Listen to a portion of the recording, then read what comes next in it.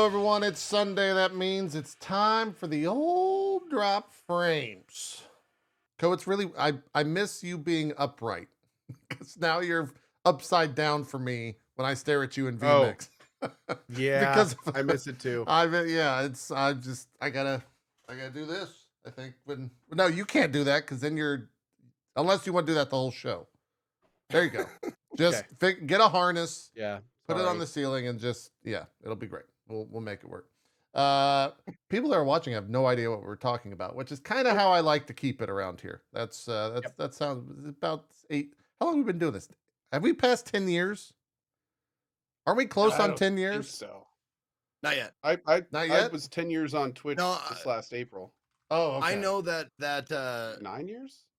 I had my sub button before we started the show, and I'm coming up on 10 years in like 2 months. Okay, January 8th, 2015. So we got 2 years till we start 10 years on the show.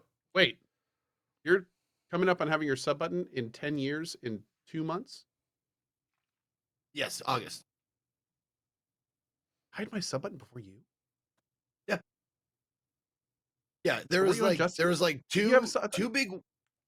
Yes, I was, but it took me a couple of tries to get mine. Mine didn't come right away. Like there was 2 big waves right at the beginning, where the old timies got all their sub buttons, and then the second wave of old timies got their sub buttons, and then it was a little bit of a period, and then I think you were a part of the 3rd wave, and I was 4th or 5th wave of partner. Because I got denied 3 times for mine.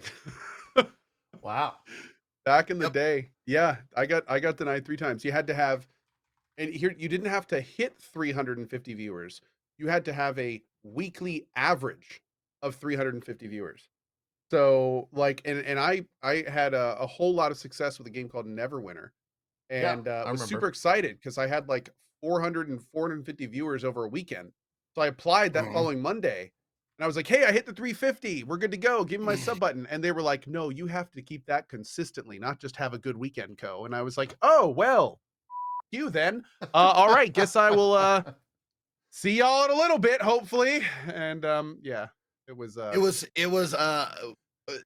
not, there was nothing written down back in the day, as far as solid rules of how you can become a partner. It was a lot of hearsay and a lot of talking to anyone who knew anyone at Twitter or at Twitch, getting your friends. I name dropped as hard as I could when I was applying for shit. I got turned down a couple times, and then I finally got in. And what I heard was 500, 500 concurrent viewers, solidly, then you would get your partnership. Yeah. When I got mine, they told me a couple times at that point 350.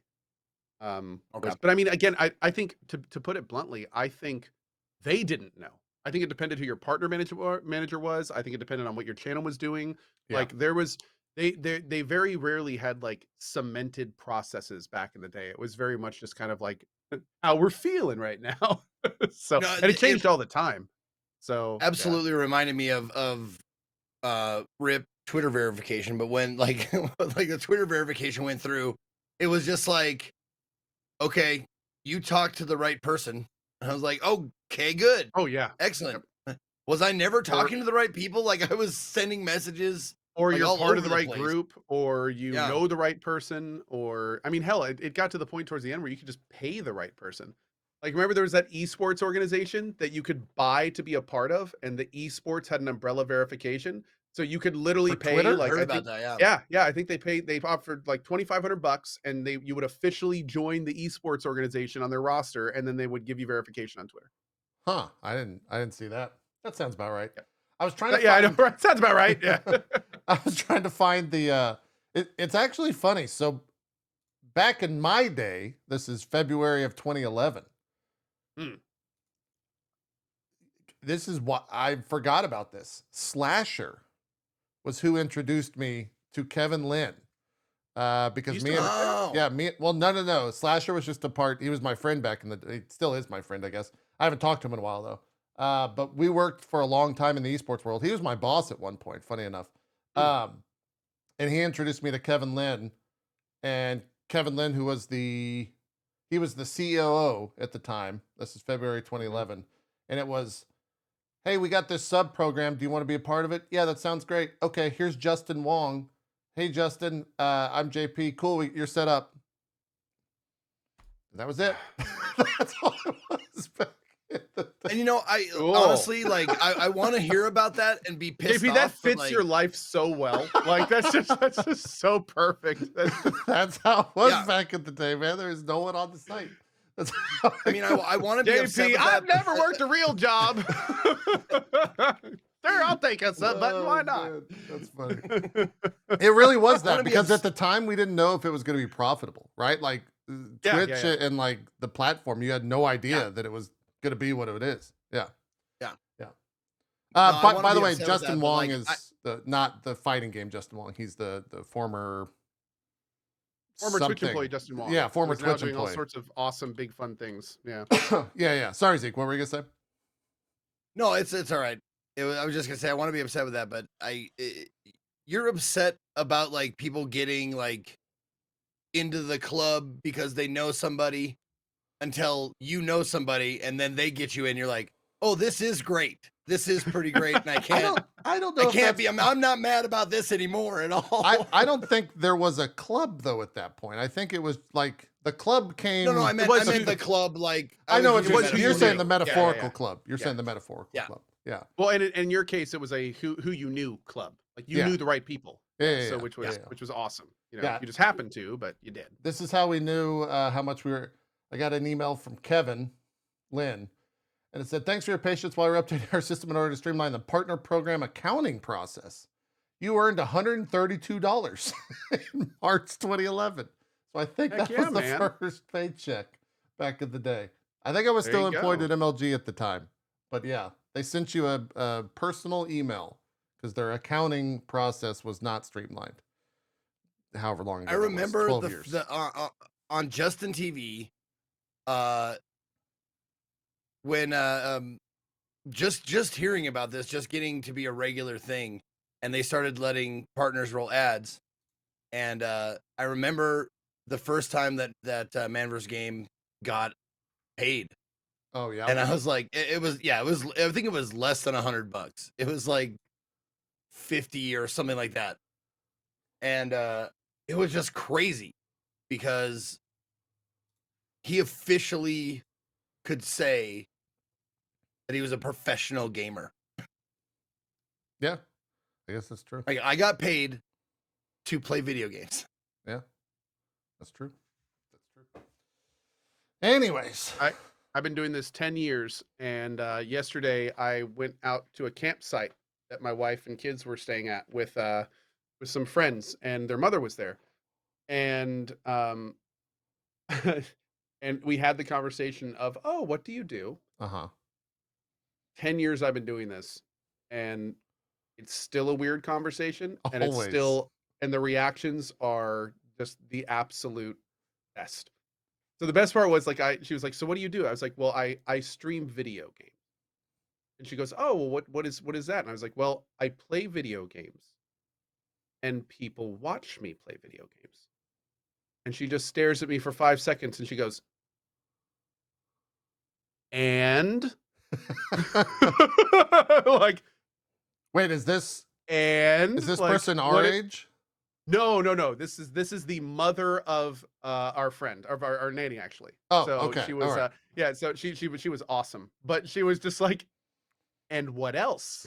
Like, what do you do? Like, how do you make the money? And that led, like, to explain and everything. Yeah. By the end of it, she was just like, wow, like that's actually crazy. But yeah, it's still, I think it's always going to be weird. I don't think it's never not going to be weird explaining it to somebody who doesn't know what it is. I think it's depending if you're talking to older or young, like you're the minimum in terms of if you're talking to someone your age, maybe they're going to know. If you're talking to someone younger, they're going to know. If you're talking to someone older, they're not going to know. That's where I kind of judge it. It's a generational thing. It's very rare that I talk to someone older than me and they're just like, oh yeah, I know that all the time. Like Teddy says, I'm an internet beggar. Yeah. That's what I do. Yeah. And I play video games while I do it. Yeah. And hope for the best. So Sounds about right. there was I re-looked up my subscription sub button application letter, Oh God. and it So like there was Scott made a highlight of it, but the here's how it starts. You ready? did you have to like type out an Two application? partner help. Oh, okay. Oh no you no, got- I typed an email. Two partner Oh. help. Greetings, Ezekiel the Third, BC Warrior here. I'm a global the global emote, emote. so that's me. Yeah. BC Warrior here. I was told that this is the address to which I am to apply to the subscription program. I asked ex-employees advice as to the proper time to apply for the sub button in quotes, and he informed me that I should do it right away. So I am. I feel I would make a positive member of the subscription program for the following reasons. Oh, you did for One. the following reasons. Nice.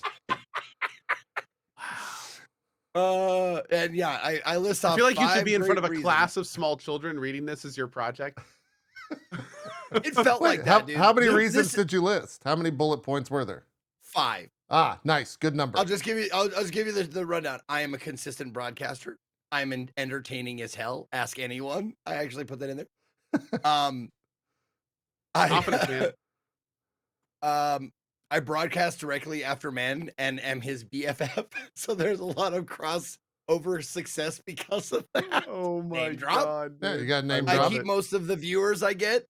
They usually stay right around 700, 900 weekdays. Viewers want me to get a sub button. Oh, smart. I expound a little on those, but Yeah. yeah. And then I wrap up by saying, for those reasons, I believe I am worthy of the subscription program.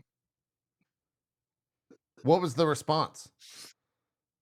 Nope. Actually, okay, so that was September 12th, 2013. 2013. And that okay. was my I had sent other, I think, messages, applications, or just like questions on how, like, I wanted clarification on how I could like get into this program. Yeah, But because this was my last all over one, the place, and yeah. then partner help got back to me. That was September 12th, 2013.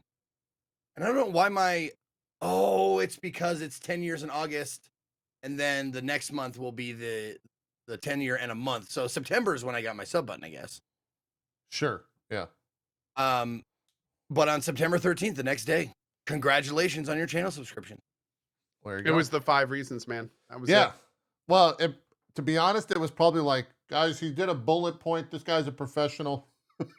Because everyone else that there was probably all lowercase. It was probably like, I play video games. I would like a sub button. Thank you. Send. Like, it was the professionalism, 100%. Listen, I probably, and I mean, I'm sure a lot of you are like me, and when you get something you really want, you like scour the internet for like, how do people get The what pro they want? tips. Yeah, exactly. Like, and I probably looked up like application letter, tips and tricks, or like what do you need like to get their attention, or Yeah. whatever. And a lot of them say like, make sure it's spelled correctly and all this stuff, but make sure your personality shines through. And I was like, okay, I can do all that shit. Nice. I love it. Yeah. It was definitely, you had to do what you just did in that email, because there was no right process. It was all over the place for sure. A wild Yep. time. Well, let's start with some news. We'll jump into news. So we'll keep it Twitch though. And Zeke, I could actually throw to you for this. TwitchCon EU. It's next weekend, right? That's when it's I happening. am not. Are you going? No, I know you're I'm not not going. going. That's why I wanted to throw Yeah, to you, yeah. because it Oh, leads into yeah, what okay. Twitch was saying. Yeah. It is next weekend though, right? That's when it's happening. Yes. Okay, we'll go with that. Yeah. Twitch put out this statement yesterday. It says, we are closely monitoring the protests taking place in and around Paris. The safety and security of our community and staff is always and will continue to be our top priority. After this time, there is no anticipated impact to TwitchCon Paris.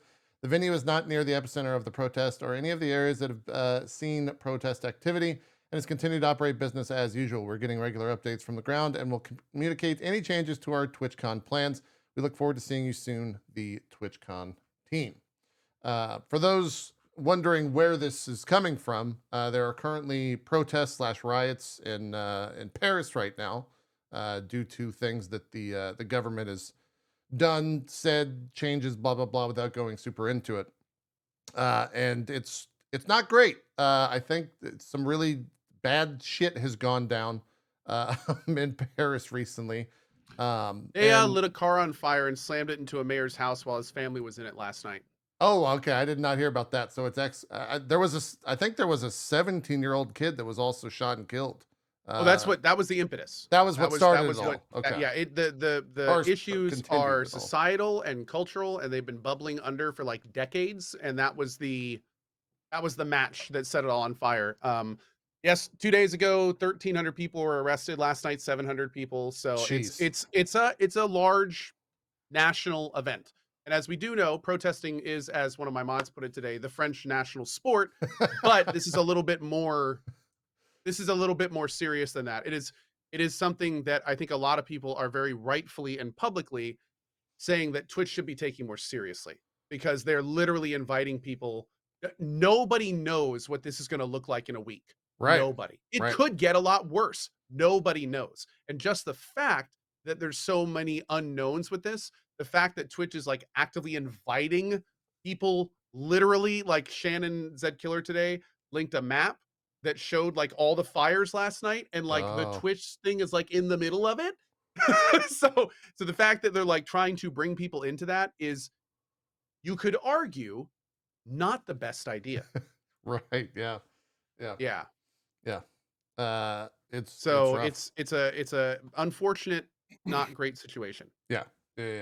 And Zeke, you had announced that you weren't going just because of travel plans. That you just, the flights were so expensive. That's why. It had nothing to do with this, Yeah. right?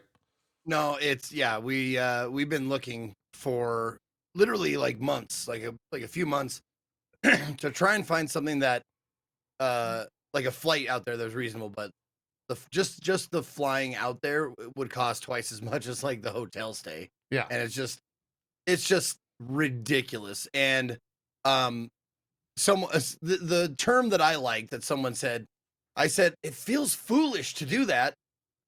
And someone said, financially irresponsible. And that's what it feels like. Like, could I do it? Sure. But it's like, am I like paying $100 for a tater tot? Right. You know, it's like, it's pricey, why man. would you? Yeah, it's pricey.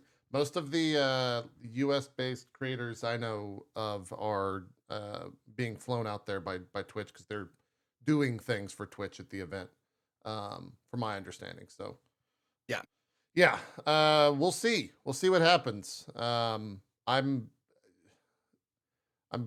don't know what is going to happen. Right, a week in that type of situation, anything could happen. So we'll see what happens between now and then. I suppose we'll just keep an eye on it. Do I think Twitch will cancel it outright? I don't know. Because of how those contracts work, they would probably still have to pay regardless, being this close to the actual event. So if I'm Yeah. Twitch, they probably will wait till the last day, if anything, or just have it, regardless of how many people cancel. They are most likely gonna do their absolute best to have it. So they'll probably, just like you said, like they'll probably wait until the very last unavoidable minute Yeah. to cancel it as a whole. I mean, this is a tens of millions of dollars are being poured into this, and Twitch will be the one at the end of the day that's going to be footing most of those bills. So it's obviously, especially these days, from all the decision making we've seen in the last few years, I think we can safely say they're going to do everything in their power to avoid losing that money. Right. Yeah. Yeah. I agree. Right now, it's a PR balancing act for them, really. Yeah, I Like, mean they have to decide like how much they're going to lean into this. Really, I mean, if they lean into it hard and things get worse, they're going to come out looking terrible. Well, Which is obviously the last thing they want. yeah, I mean, imagine if someone actually goes for TwitchCon EU and ends up getting hurt somehow, Oh right? God, yeah, It's jeez, just man. awful stuff. It Or is. somebody mentioned this in chat, and yeah, like seeing, if there was like a partner that was like, I don't want to go do this, I don't feel comfortable, and it was kind of like, well, you're contractually obligated, and then they end up going and something happens, like it, there's lots of, in a situation like this, there's lots of things that can go wrong, and not a huge amount that can go right. I think they're just really hoping everything clears up, as fast as possible, and that things are relatively back to normal in, by when, 5 days now, I think. Yeah, I think it starts Friday, so 5 5 days. days. Yeah. Yeah. Wild. We'll talk about it next week. I suppose by next Sunday we'll know Yep. what's happening. And I suppose we'll know whatever is said or announced. They didn't really at last year's TwitchCon, there wasn't really that big of like announcements, if I recall correctly, right? There wasn't anything. It's kind of weird because you would have thought that they would have saved the Partner Plus stuff for that. Like Partner Plus, I mean, Right. granted, Partner Plus is not characteristically, most things from Twitch are kind of double-edged swords. Yeah. And this is going back to our favorite bodily fluid analogy. Oh, yes. Yeah. that we're not gonna get into. But the TLDR is, a lot of people thought that was a win for Twitch, just to put it bluntly. The less you look into it, the more it looks like a win for Twitch. And you would have thought that they would have saved an announcement like that for a TwitchCon, since it was like, what, around the corner, basically.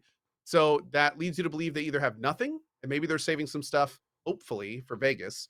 Or optimistically, very optimistically, maybe there's something bigger that they're actually going to announce. Like they wanted to get the Partner Plus program stuff out early, so we could then all focus on the good big thing happening at Paris. So I don't know, man. It's gonna be interesting. It's weird because TwitchCons always used to be Big. the big moment. You always used to be able to expect something big coming from a TwitchCon. Like they would literally not announce things that were basically done just so they'd have big announcements at TwitchCon. But then we've had a few now since then that have just been literally nothing announced at all. So that's kind of, thrown a wrench in the whole thing. A lot of that stuff does end up just getting leaked one way or the other, whether it's from former employees, current employees, or Zach company. doing his yeah, that's true. Yeah. Zach also is very good at his job, finding things to announce in different experiments on Twitter. Zach Busey is who I'm saying there. So it's tough to keep a secret if you're Twitch, I feel. And then we very well could have nothing announced next weekend. They could just do nothing, which I don't think anyone would be surprised by, to be honest. So not these days. Yeah. I would assume if that happens, that'll probably be in the keynote, which I think is Friday. I'm not sure if if TwitchCon is a 2-day event or it's a 3-day event, because sometimes it'll just be a Saturday and a Sunday. It's 2 days. Okay, so keynote is Saturday. Yeah, 8th and 9th. I just looked it up. Okay. Yeah. So then Saturday would be Saturday morning, probably really early, like co-start time, I think is when the keynote would most likely occur for that stuff. So we'll check it out. We'll report next week. The other Twitch news is we had the new record yesterday. Congrats to okay. It's I asked someone how to say Ibai? it, and I've forgotten Ibai? how to say it. It's Ibai. Ibai. Ibai. Like UHBUY. Ibai. I think it's Ibai. I always thought it was Ibai. I don't think it's Ibai, unless I'm saying and remembering how I was supposed to say it incorrect, which might be the case. No, it's not eBay. It's not eBay. No. A Spanish streamer. Regardless, however you say it, dude kicked ass. He had Yeah. over 3 million consistent viewers. 3.44 million. I did not watch the event myself, but I heard it was like super high quality. Like they were talking about at one point, like, half of Spain was basically watching this event. It was huge. It was apparently super fun and entertaining to watch for those that watched it. Like, kudos to him, man. That's awesome. It's great to see people pushing it forward. Like, good for him, dude. The event was called La Velada 3, the third one that they put on, and the concurrent viewership was 3.44 million. And Twitch only died once. What is the event about? It's like a streamer influencer boxing thing. Yeah. Fighting thing. Oh, okay. Yeah. And they've done a bunch of different. This is the third one of that, but they've put on a ton of different events that are all like massive. I mean, he had a massive stadium. And was it in Spain? I do not know. Okay, I don't know where it took place, but it was a massive stadium, and it was completely filled, sold out. I don't know how many seats were in it, but yeah, it was a huge deal. You can check out. It was lots in of Madrid. It was in Madrid or Madrid. Barcelona? Okay, Madrid. yeah, I'm seeing Madrid in my chat as well. Huge event, and no one's even close to that. Like 3.44. That's Nope. insane. That's so many. Like, it's wild to think Crazy that cool. we're streaming on the same platform that housed a 3.44 million concurrent viewer event. That is actually insane. That it's this by comparison, just wild, absolutely wild. Yeah, those are insane numbers. So It definitely fucked with my Twitch. The viewers that were watching that day were like, "What the fuck is happening with Twitch?" yeah, it went And down then for about we 30 minutes. sussed out that it was probably that. Oh, absolutely. Yeah. The video player essentially died where people couldn't, like, it was like the ingest servers weren't getting to Twitch's servers, but it was still recognizing that they were live or something like that. So, yeah. I don't know if they mentioned the word Twitch Prime at all on that stream, but there was a point where I was watching and like it was normal chat, just copy and paste, just kind of like crazy chat. And then someone like dropped a Prime sub and it was just like, oh, and it got reminded. People got reminded. It was. I've never seen it that like I've seen 100,000 plus streams where people are like, "Anyone go to Twitch Prime?" This was like literal millions, and it was insane. It didn't stop for a long time. In fact, I would be surprised if that's not what broke Twitch because they were just like, that's too much strain on our servers. Goodbye. We'll see you next time. Have a good day. So maybe it was Amazon going, "That's way too many Prime subs. Turn it off. No, shut it down. I thought you guys were canceling this program. What are you doing?" Yeah, we're losing too much money. So, quick question: Would is there any amount of money that you guys would participate in streamer boxing if that were a thing? Man, ask me 10 years ago. Yeah, it's pretty. I think I might be too old for that now, just from like physical activity. But they would put you in an age group, not only like a similar age group. My biggest thing is I don't need to get like I'm almost 40 years old. I got 3 kids. I don't need to come out of that with some crazy brain injury or some concussion or some a detached retina or some like it's just not worth it. Like no amount could be. How about this? How about this? Not worth it. Instead of like, okay, I'd punch Zeke in the face though. Is that an option? Well, obviously we're I mean, once when you come over, we can have a boxing match. We can do that. Once your money pit of a house gets figured out, we'll one day. We'll find out. We'll definitely find out. But like, what if it was now it's not no risk of injury, but definitely less risk of injury. Would you do a professional wrestling bout? Like one that was like scripted and choreographed or something like that. Those are sometimes more dangerous. Interesting question. Those could, I mean, no, I know. I said there's still risk of injury, but it's less, I would say, since you're not like actually actively trying to injure the other person. Yeah, I think that would be a lot of fun. Because I mean, you could just make like I'm assuming at this point you wouldn't have to play yourself, right? You could just be a goofy ass character and like way over the top and everything. Or like an embellished version. Just an embellished version of yourself. Yeah, your personality. Yeah, I think that'd be a lot of fun. I don't think has that ever been done? Not like a WWE style thing. I don't think that's ever been done. And that would be hilarious. The thing with that is it'd be tough to coordinate because you'd have to choreograph it and you have to be in person for, several weeks to get it. Also, so no one's going to get any injuries or it's you got it down. It's like I've been in a lot of musicals, so like that shit takes a while. Yeah. And funny enough, like that would arguably, you could argue that would take more training in some ways than like a fight, because I mean, you'd have to not only know how to do all the moves safely, but then have to train to do them all You still have to consistently. get into shape. You Yeah. still have to get into shape. So it's like, yeah, that'd be a lot. That'd be a lot. Yeah. That'd be really hilarious to see. Yeah. Zeke, would you get in the ring? Man, fuck yeah, dude. Yeah, you They do it in didn't a have to heartbeat? pay me. Yeah. I mean, I do there's it a for lot. exposure. There's a lot of those style of events. You could always reach out. Zeke bum fight the third. They're constantly doing them. Hell yeah, man. I I'd be like Danny DeVito in fucking Always Sunny. I'd be the trash man. wonder how old is I eat trash. Harvey from Epic Mealtime fought. How old is he? He's got to be.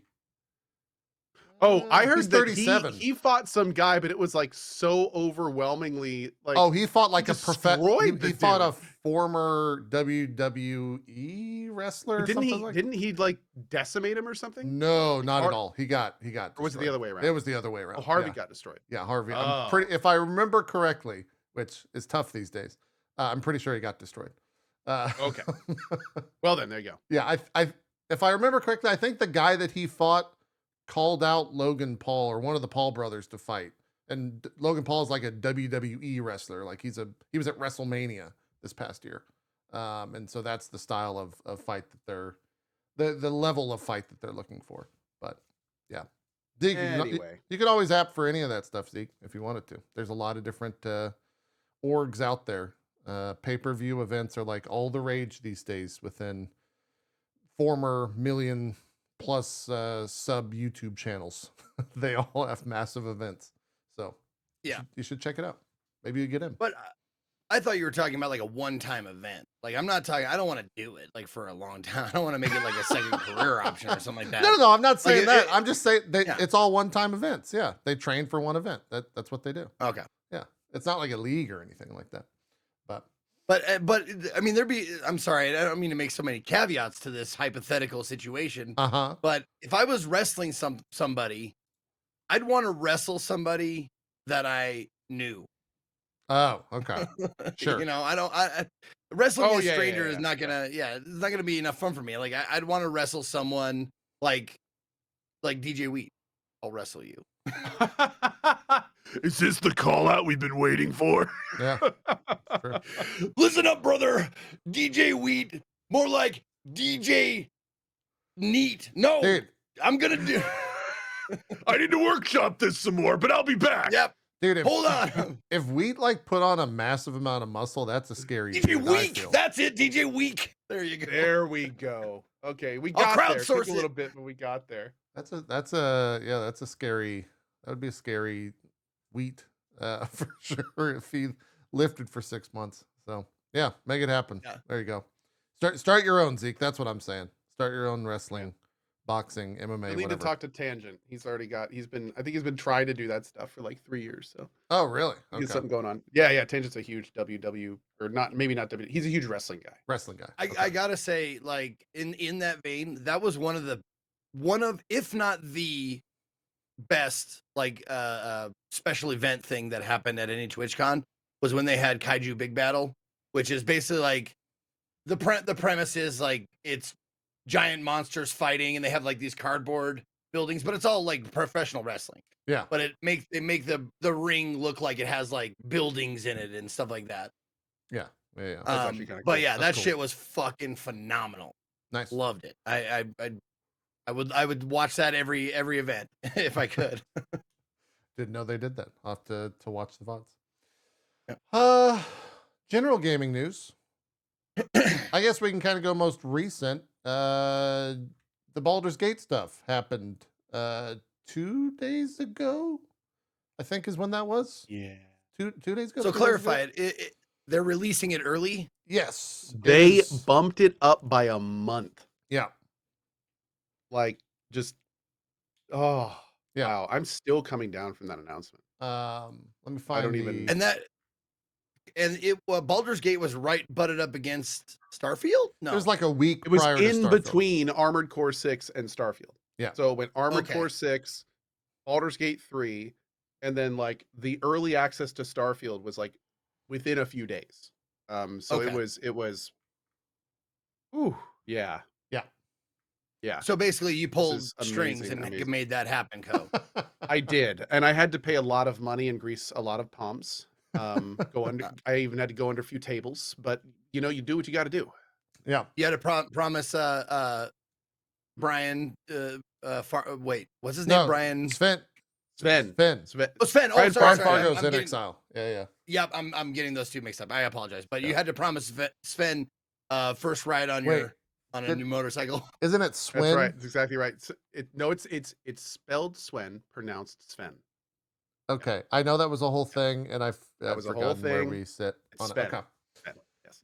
All right. And yes, for the record, Sven does get first ride on my Arch when it finally gets here in 2029. Yes. There you go.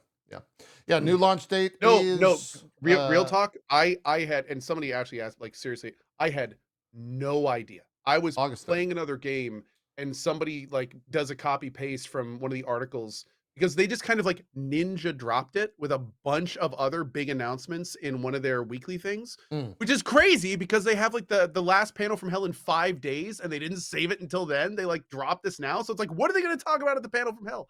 But yeah, it was basically just like oh yeah, by the way, we're coming out a month early, and it's just like the entire internet was set on fire. It was amazing. It was absolutely amazing. Yeah. I was not even sure it was real information. I thought someone was just hardcore trolling me for like a solid 2 minutes. Yeah, it's still just incredible. The thing that's so awesome about this is the amount of confidence that they must have in that game is mind-blowing to me at this point. Because this is a crowdsourced product. This is they are huge about doing right by their community. And it's like, and we've all been through the DOS2 stuff, you know, released with some major issues. This is a passionate company, passionate people making passionate games. The last thing they want to do is let down us. And this is one of the most iconic RPG franchises. They've got literally more eyes on them by a factor of 10 than they ever have. And they feel good enough about this game to be like, no, we don't need another entire month of polish. We're going to bump up the release date by 30 days. That makes people like me go, holy shit. Like this is going to be good. You don't do that if you're worried about your game. You don't do that if you have like major issues you're worried about. You know, it's like, I'm so used to companies like waiting to the last minute, like Cyberpunks. I'm Cyberpunk kind of like threw a wrench in my whole thing where it's like, you know, that game was fundamentally flawed on release. Like the idea of that coming out a month earlier is just, it's laughable. So this is I think a lot of people were excited for it, but this is like next level excitement at this point. Like that's, you gotta feel good about your game if you're going to do something. You know, your entire reputation's on the line and you're still confident. I don't disagree to with release you. it a month earlier. But I will say, like, they also wanted to get the fuck out of the way of Starfield. 100%. But I think that Larian is in a situation where you know that big studios have offered to buy them. You know that if they wanted to sell out, they could, which means that what's important to them, their reputation. It's not just about the money. If it was about the money, then I bet you that Sven wouldn't be still be leading that company, or if he would, he'd be under another company's umbrella. Right. Like that's, you know, this is not a company that is about the money. This is a company that's about delivering a solid product. So the idea that they'd bump it up just to, you know, get a few more extra sales, like I think they bumped it up because they want their fans to have a long time to really enjoy what they've been working on for years now. I think both could be true for sure. I think it's a factor, I'd say, but I wouldn't say it's the impetus, is what I'm saying. I wouldn't say like it's the main, I wouldn't say it's the main reason. Sure. You know, like when you're going up against the other games, I think it's with how different Baldur's Gate 3 is. I don't feel like a huge percentage of people are going to be like either or with Starfield. You're going to probably go for one or the other, depending on what kind of, you know, gamer you are. Yeah. So yeah. Zeke, sorry, you didn't want to jump in.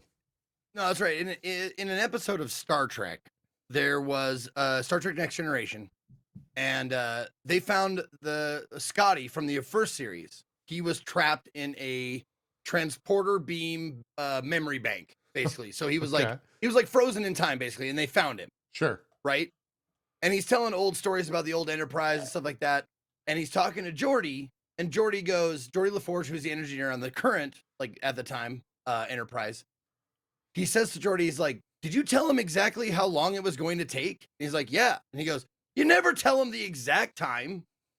You tell them it's going to take twice as long, and then when they say you can do it in half, then it looks like you're pulling miracles out your ass. And I'm wondering if that's what Baldur's Gate did. It was like, we told you that on purpose so we could release it early and show you we're awesome. If so, it's a great move. Yeah. Like, Yeah. no, and to address some people in chat, dude, everything I just said is copium. Obviously, I haven't played the game. I have no idea how it is. And here's what's even Cody's crazier. just excited. That's I mean, that I'm just could excited. be distilled. I'm literally just excited. I'm kind of known for being excited about this kind of stuff. Same way as I am for Starfield. I literally breathe copium. It's my atmosphere. But it is interesting to think also that like the large majority of the game has never been seen before, and it's also a gigantic game. So like the idea of how many different bugs and crazy game breaking things could be in there is like off the charts. Yeah. So like I've said I feel the same way about Baldur's Gate as I do Starfield, where it's like if my playthrough actually works beginning to end, I'll be thrilled. But I'm sure we're gonna run into some stuff between A and Z. Like I have absolutely no question. Yeah. We haven't said it yet. August 3rd is when it'll be launching on PC. The PlayStation 5 version was actually pushed back a week to September 6th, which I think July 31st if you pre-order.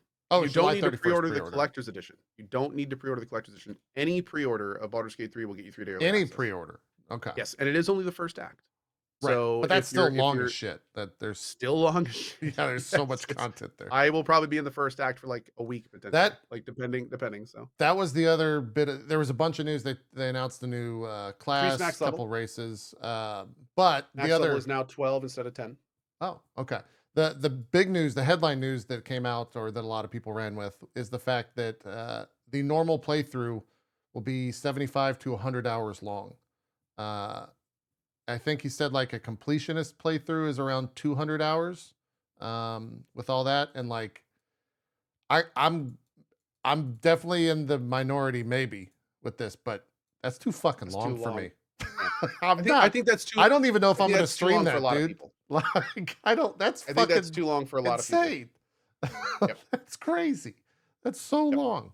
174 hours of cinematic. No, not cutscenes. Cinematic things. So they're counting like dialogue scenes. Yeah. Well, it's all motion captured is the big deal. Yeah. Yes. Yeah. So, but yeah, a lot of people were like, man. Final Fantasy 16 only has 19 hours. No, not the same thing. Like these, they're taking into account all. You will never see 174 hours in one playthrough. Right. Like this is just all they recorded for everything, and you can play this game wildly differently. Like they have gone to great lengths. Like even just from the alpha and the different choices you can make in there. Like you can. There's entire sections and parts of the game you will never see if you just play good. Like because they're literally entire areas that are designed for evil players that get unlocked by doing evil things, and it's so. Yeah, you will not see anything like that in one playthrough. Yeah, it's that's a big one. That's a massive game. So I'm now in the camp of like, I don't know why I thought it was not going to be that. All signs pointed that it was going to be a super long game, but now that it's like out there and the numbers are out there, it's like I don't know if I stream that. That might be like an offline game for me. For so many factors. One, like 100+ hours of a single game is rough to begin with for a streamer. A single player story-driven narrative game on stream is fucking abysmal in 2023 on Twitch. Yep. Final Fantasy's proven that, I think, numbers-wise. Yeah, we'll see what happens there. I definitely want to play it, though. DJP, the secret is you make a second channel. Here's the thing, though. If I make a second channel, I go from 1,000 viewers to 100 viewers. You make a second channel, go from 10,000 to 5,000. But the point, there's no fucking point for a second channel. The point is that you don't need to worry about the metrics. Like that's so you can still stream. I don't worry about the metrics at this point. Okay, well that's fine. But my point is that you can stream and just have fun doing it and not even have I get what you're saying. Or worry or and I'll be blunt. Pathfinder, Wrath of the Righteous. That's what I was about to bring up. I did a 200-hour playthrough of that game. By the end of that game, I was averaging between 3,000 and 4,000 viewers And I mean, I'm talking about for like the massive, amazing finale scenes. Like it was, and my day streams at that point were like between 10 and 12,000. Yeah. So I was literally at a quarter-ish of my viewership for the end of it. I'm anticipating the exact same thing for Baldur's Gate 3. I'm guessing a lot of it will be on my second channel. And it's kind of like, I'll keep doing all the, like it's coming out on July 31st. We've got a bunch of big games in August. We may even still be playing There's a lot Remnant of 2. big We've got games, Armored yeah. Core 6. We got, all sorts of stuff. So, a lot of it will be afternoon and cozy streams. But I mean, that's one of those things where I think a lot, and especially a lot of the other people that will be streaming it, they're a good way to think about it. It's a passion project. It's a passion project. I mean, especially if you're going to beginning to end it. Like you play those games because you absolutely love them, not for Twitch viewership. I mean, unfortunately, you said the other streamers that are going to be streaming. I don't know who's going to stream that. it's probably going to be. I think I'm going to be the only streamer on Twitch streaming Baldur's Gate 3, most likely. Well, I think of like your size. Yes, 100% of your size, Probably. without question. Yeah. I don't, unless I guess Dan as well. Dan will probably do it as well. Maybe, we'll see. There's a lot of games. What? I think I was the only. I think I was the only large streamer who did both the Pathfinder games. I don't think any other streamer did any of the Pathfinder games. I think those are more Especially niche than Baldur's Gate. To be That's honest. true. That's a good point. That's a good point. Yeah. I think people will check it out for like the first week or so, and then good. Soda Poppin' might. He was a big DOS2 guy. He streamed a huge amount of DOS2. Also, I will say this: Baldur's Gate 3 with the co-op stuff, particularly, it could be good. Like a lot, like Strippin and his team. They always do co-op. Like there's a huge amount of super quality co-op gameplay in Baldur's Gate 3, just from the early access we've seen. Like tons of interactions, tons of fun. Like you can like throw people and you can throw shoes and like it's rife for entertainment. Sure. Yeah, the co-op might keep it busy for sure. Now that I'm thinking about it, I bet a lot of the D&D people may dip into it too. Because I mean, it's such an interesting interpretation of standard Dungeons and Dragons things that I wouldn't be surprised to see a lot of them dipping in and like having their own thing. I don't think there's any kind of customization or editor kind of thing, but I think just playing through it could be a lot of fun for them. Yeah. All right, I'll do co-op with you. Jeez, stop. Like, just finally direct me next time. Okay. Hey, I would love to, for the record, if you want to at some point. Like I think doing some co-op Baldur's Gate 3 would be very fun. You do it on your second channel, and I'll do it on my second channel. Ezekiel the third, the second. Nice. Please do that. That should be your second channel. That's pretty good. Ezekiel _3332ND. No, but dude, I would love to do that, man. Do like a Baldur's Gate 3 drop frames or something. Yeah. That could be a lot of fun. I'm down. That could be a lot of fun. Do we know anything about the co-op? Is it going to be like leveled or whatever when you jump into somebody else's game, or? I don't know. Isn't it in? I think you can do co-op right now, can't you? You can. I have not done it yet. Yeah, I haven't either. So I don't know how it works. Yeah, me neither. I don't know how it's going to work. I don't think you would bring your same character over. Oh, you make a character on that save. All players get to create custom characters. You can invite friends to an existing single-player game as well. You just hit multiplayer, select create, change who can join your game. The host can save the game at any time. To resume the game later, the host must load one of the saves, just like they would resume their own game. Once in the game, the host should go to escape into the session menu. From there, they can hit the settings at the top right and invite any players they want to their lobby and just assign them to different characters in the party. Nice. Cool. Yeah. Oh, okay. So you take over a character that you already have in the party. So like if I wanted to jump into your crew, I couldn't just make a new character. If you're level 5 and I'm level 1, I couldn't do that. I don't know. But theoretically, you could just jump into my game and take over one of my characters, and we could do co-op at that point. Okay. So that's interesting. Players can more or less do their own things in co-op. If one player starts a conversation with an NPC, the other players can watch it and suggest dialogue options, or they can just wait for the NPC to free up and have their own conversations, unless the story has moved on, or they can just wander off and get into fights on their own, ignoring their companions. So it's very much designed so you can kind of, do your own thing. Yeah. Oh, you can create characters together if you do it at the start. So you could do like create your own characters at the start of and then I got that much, but like if I wanted to jump in on Ko's game and he's level 7 and I wanted to create a new character, I couldn't do that. I just probably take over one of the characters that was already made. Yeah. But what we could do is we could start a game and make our two brothers from the West Marches, and then I could just play that whenever. And then whenever you wanted to, and whenever you wanted to, you could just jump in the game as your guy, and then we could bumble through. I'll you know what? I'll wear a green turtleneck. Yeah, And you, you can just have you got your head cut off, didn't we need to do it when you come over here, and that way I could just like hold you, like put my hand on the head like this. Yeah. By the way, we're talking about characters we played. I don't know, man. 7 years ago, something now. A long to this time. day, 8 years. To this day, maybe? my favorite D&D moments on stream. Like those were so much fun. Those are so much fun.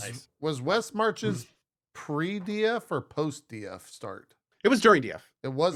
So we were doing DF. I believe. I think you might have started it, but I jumped on it. You jumped on it after we started doing DF yeah, with I believe you and so. Zeke. Yeah. Yeah. Okay, that makes sense.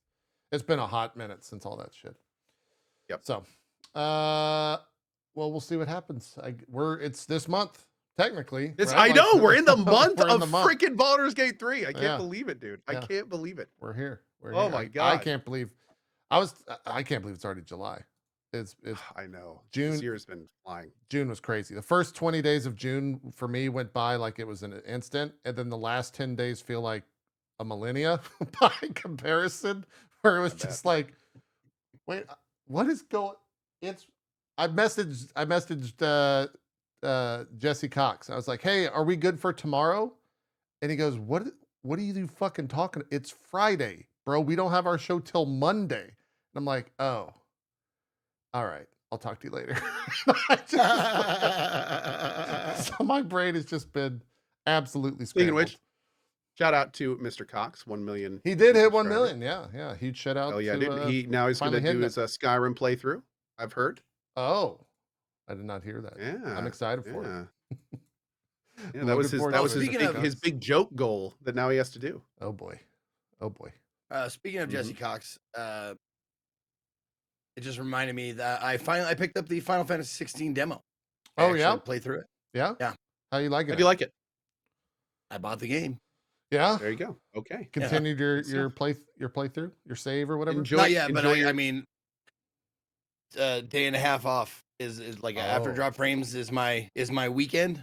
So like that's all I got planned. Yeah. Is checking out Final Fantasy 16. Nice. And it's I mean it's hard to say like, are they spoilers? It's a demo. Like it's not that long. It's only like an hour and a half, but I won't spoil it. Yeah. But like I desperately want to talk about like a couple of the things that were in the demo, like a couple of the scenes.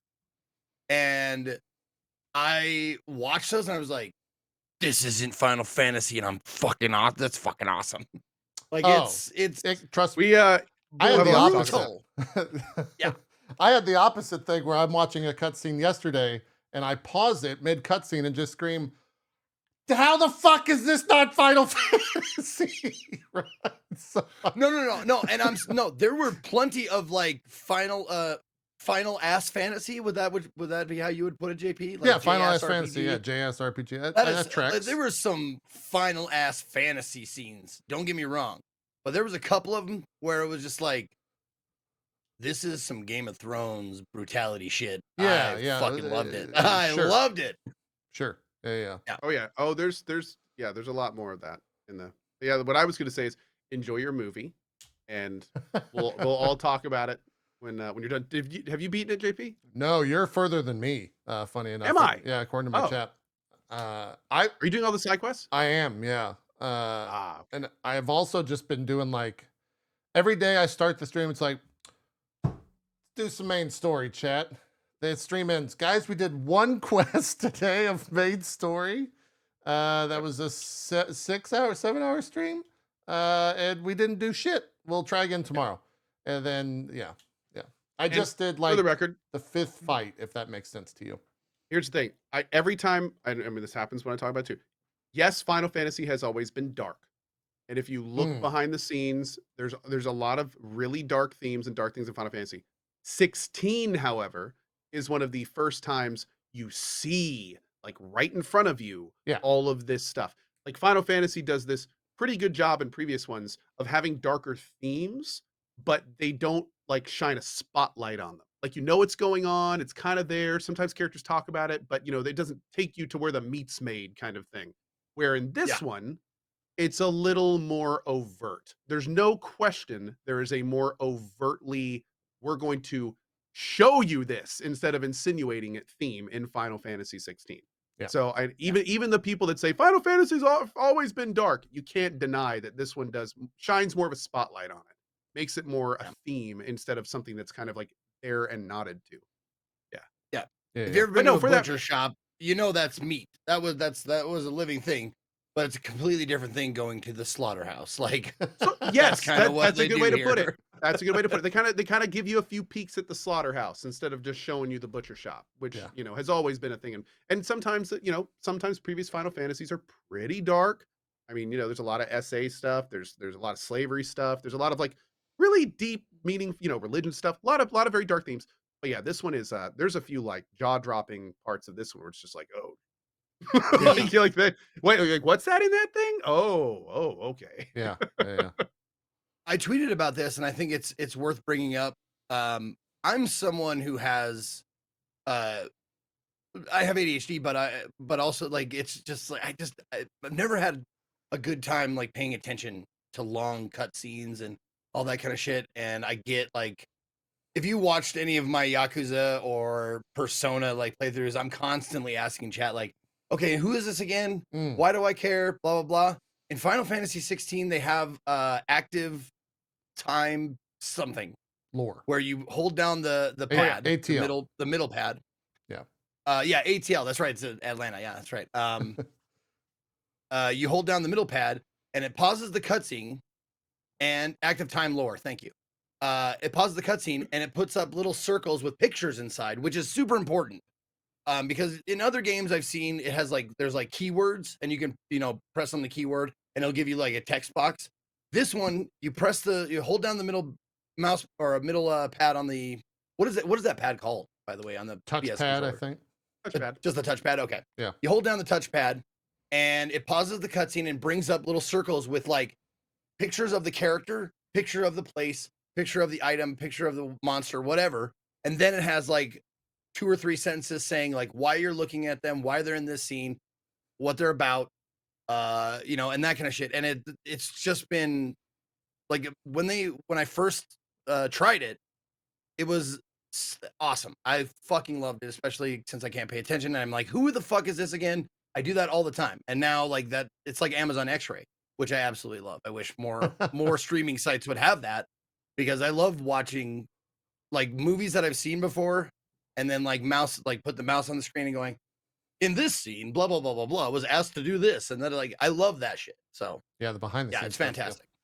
Yeah, I think the ATL is fantastic. That gets expanded upon a little bit, Zeke. That you'll find when you actually start like the main game, I guess, as it were, the not demo. So that's a great thing that I think if companies have the resources to, would really benefit greatly for. Like, imagine that in Baldur's Gate. I think that would be incredible if you could just pull that stuff up in the middle of stuff and be like, oh yeah, that's this person and they're connected because of this and because of that and blah blah blah blah blah. But yeah, I think the active time lore stuff is cool. There's a lot that I think we could talk about, but I think we should wait till Zeke plays a little bit more, then all three of us can join in. So it'll be a good one. Is it gonna be like one button to attack most of the way through? Depends on how you play it. Like you could do that. The but general it's the not general worth doing action that. is, Yeah. but Okay. it gets to a point where like the whole big thing about Final Fantasy 16 is managing stagger states on large enemies. Normal enemies are just pushovers. They're always just pushovers. Just dodge around, hit X few times, whatever. That's you can do some air combos and flashy stuff, but it's not a big deal. The big stuff is the stagger enemies, where you have to break the stagger bar and then do as much damage as you can during the stagger state. That becomes significantly more engaging. As you start getting way more icons, as you start getting way more abilities than you can use, and you have to start pick and choosing what you want to synergize and how you want to synergize it, when you want to use things and how you want to use things to build up your multiplier, to deal with the stagger stuff, all that kind of stuff. It becomes a lot more engaging. It is very railroady. Like once you find out like how you want to do it, then that's basically what you just do forever until you get your next icon, and either you integrate that or you don't, and then you just kind of keep doing that. So it is, Okay. but I mean, arguably, that's kind of like any action RPG. While That I same have stuff. you, while we're on this subject, I just had one question from playing last night. How do you differentiate like what attacks are parryable and what attacks are not? I think Like all attacks are you can parryable. parry. Any attack you theoretically can parry if you attack them right before it lands. I personally do not use the parry mechanic. I use dodge. I was hoping you'd I say use- that because yeah, I dodging use- it's on the same fucking button as the attack and it sucks. Yeah, I use dodge myself. Dodge is Okay. a lot more easier, and I found to be a lot more consistent. It's a lot less timing heavy. Parrying, you're not only dealing with your own attack timing, but also the enemy attack timing. It does give you more of an opening. But you dodge perfectly and you get the little extra bonus, which is nice too. But yeah, 90% of my parries are just random. They just happen. So yeah, they just See, happen. and that's Yeah, I'm glad so you said that it's like, because I felt cool, like I that's a was thing. fucking doing something wrong. I felt like I was missing something. No, Yeah, because I'm like, no, I'm you're not Parrying not is a amazing very at video advanced games. thing. Yeah. Yeah, parrying is, But, like, is a super good thing, advanced thing. Yeah, I played Sekiro and I got it down pretty good, like playing Sekiro.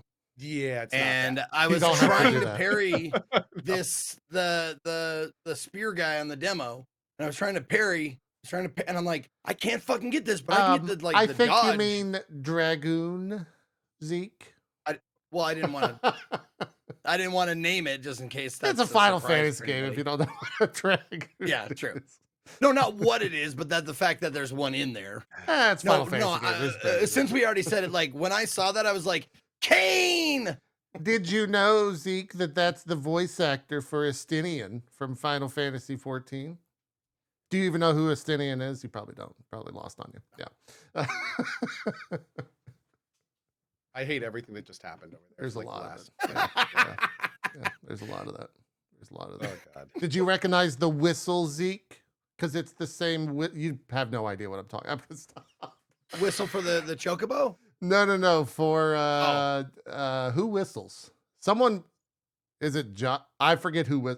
Someone whistles, and it's the same whistle that Yuna made in Final Fantasy X. It's the same like sound effect. Oh, okay. Yeah.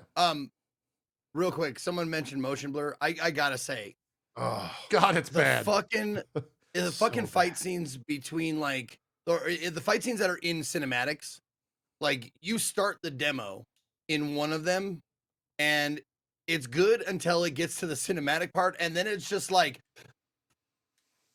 Yeah, it's bad. it's real bad. fucking hard to watch. I like scooted way back from my TV, and I'm just like, I don't know what's happening. Cool shit is happening, and I'm not seeing it. There's a move that my chat absolutely loathes that I use, and it basically just turns my screen into like a bitrate fiesta, and they can't see shit at all. No one knows what's happening for like, I don't know, 45 seconds on screen. It's great. It's fantastic. And most of the time the mobs will die or the bosses will die as the spell is occurring. So there's a lot of that, Zeke. There's a lot of crazy things it's happening just on like- screen where you're just like, man, that motion blur's not helping. It's blurring the whole thing. I can't see Kind of anything. sad that they were like, yeah, It we're gonna have sounds good.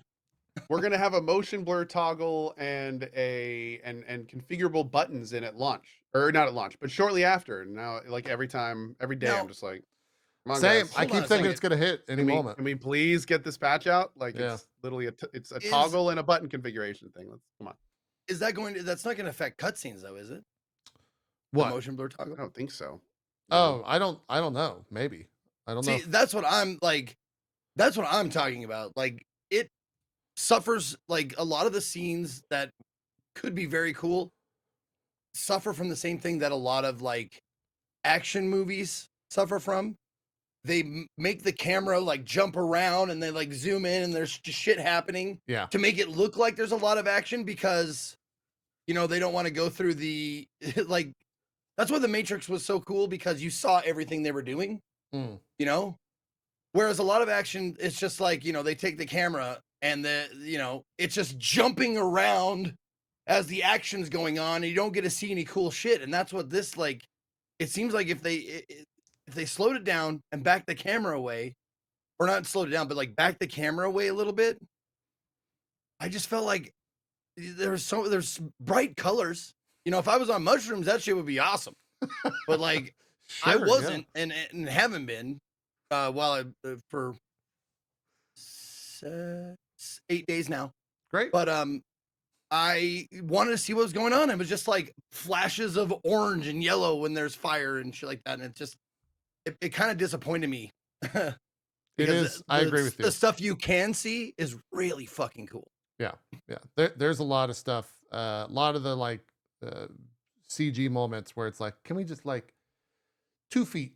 Like, let's move 2 feet back so we could see things a little bit clearer. There's a lot of that. So Yeah. you're not alone. But I'm looking forward to playing it. It's definitely you were right. It's something that I definitely will enjoy, and it's something I definitely would not play on stream because boy, no one want to watch me fumble around and fuck that shit up for hours. Sure. Co, you're close to finishing it, right? You think? Okay. I mean, just kind of, maybe, I don't know. I'm guessing it. I'm playing at my cozy streams now. Yeah. I'm guessing at least a few more. I generally give it like between an hour and a half, 3 hours a night. Okay. I'm guessing at least a few more. Got it. Yeah, I will. I'm out of town Wednesday through Saturday this week, so I'll probably stream on Tuesday. Just like, are you doing only main story? Because I've like thought about I'm that, doing main but- story and plus side quests. So that's what I was gonna do, and then I did a non-plus side quest yesterday, and it gave me one of the things that you can. How do I say this without spoiling? One of the things that you can acquire that shows up in a certain area, if that makes sense to you. Do you know what I'm saying? From a non-plus side quest. It's just like a visual thing. And it was a great story in the non-plus side quest. I've heard that as long as it's not like a huge major quest, that you can do side quests. Like I think it's like a save situation where, there's like a point of no return save and then you can run around and do more side quests. I think. But I know I've been doing all the plus ones for sure. Yeah. And I'm mostly doing the main quests, but I've heard that the side quests are kind of like they constantly get better as you get towards the end of the game. Yeah. And then the ones at the end of the game are good. Yeah. And the last few I've done have been pretty good. But frankly, I do feel, and I think it'll be more interesting to talk about this when we get towards the end, but I have to say, like, there are things about the game that kind of bug me. Yeah. There are things about Final Fantasy 16, especially as long as I've been playing it, where I'm kind of ready to be done with this adventure. Yeah. Like, yeah, from the looting system to the combat system to the way that they do the items and upgrades, and I feel very similar about Final Fantasy 16 as I do about Bethesda's simplification between like Morrowind, Oblivion, and Skyrim. Like it's I think it's a fine game on its own. I think it stands on its own. I think it's great on its own, and there's some things it does better, arguably, than any other Final Fantasy. But there's no question there's stuff I prefer, in some cases strongly, in previous Final Fantasies. And the more I play it, the more those things kind of stick out. Hmm. So it's, I'm ready to be done, and I'm ready to make my thoughts video. So I'm kind of, getting to the end and doing that. And Yeah. yes, I will say though that I'm still enjoying it, and I'm still, it's still a just fine game. But yeah, we can talk about all that stuff more later. I think, yeah, the best way that I could like sum up or have a parallel statement to everything that you just said, it is a game that's made by the team that made Final Fantasy 14. That is exactly what Final Fantasy 16 is. And it shines through in almost all of the aspects for me. And so for me, that's like, I'm super into it. I'm loving it, but I also love Final Fantasy 14. So if you're not super into how that game works from a storytelling aspect, you might have some complaints about the game without question. And it's by no means a perfect game as well. The thing I'm most wary about is the reports of it not being like challenging or difficult or being too easy or something like that. First playthrough definitely is not challenging. I have not died. There's one of the things I actually plan on talking about in my Odds fair. There's absolutely no question they should have made the harder difficulty available at start. I agree. Like no question. I think that was a really weird, not great decision. Yeah. Yep. Anyways, we will talk about Anyway. it. I'm sure next week some more, if not the week after that. We'll see. I'm hoping that me and Co have finished it by next Sunday, but I don't know. we'll find out. I think I have like 25, 30 hours left from everything that chat's telling me. Oh wait, and you're playing it just tomorrow? I'm playing it And a little after Saturday? stream today, all day tomorrow, all day. What's today? Sunday. Okay. All day Tuesday.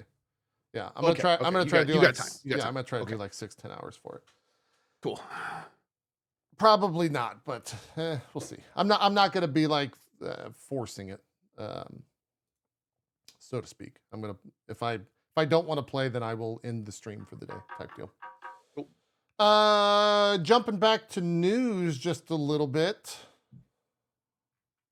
Final Fantasy, I guess, surpassed 3 million units sold. That was 4 days ago. So I think the first, is that the first 3 days? Right That on was 3 track, million. man. Oh, never mind. Yeah. Never mind. I 3 think days that ago. was Right on track. I think that was 3 days of sales or 4 days of sales. But They've said verbatim that was like the point of this Final Fantasy, more approachable to a larger audience, and I think they're nailing it. yeah, They're nailing it. absolutely. Congrats and good for them. Absolutely. Call of Duty news, which is interesting only because of how they're operating. So they put in an anti-cheat update.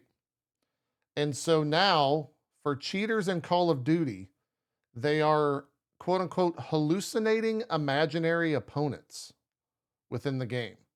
And so the idea, I guess, is that when you're aimbotting and it's locking on to other players, it's locking on to fake players that the game puts into your client.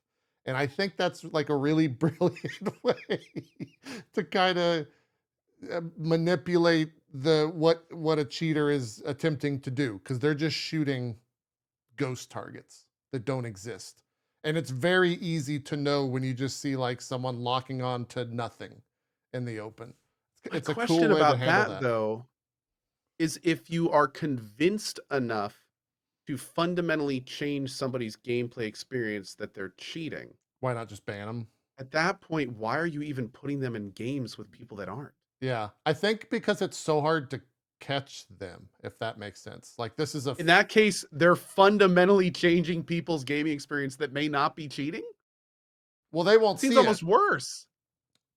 I don't know. I think it's because of how the code works in terms of it thinking that it's another player. Or someone in chat says it's valuable info on how cheats work. I don't know. I'm reading the headline, not how the actual tech works. Oh. Chat's saying they're not visually there.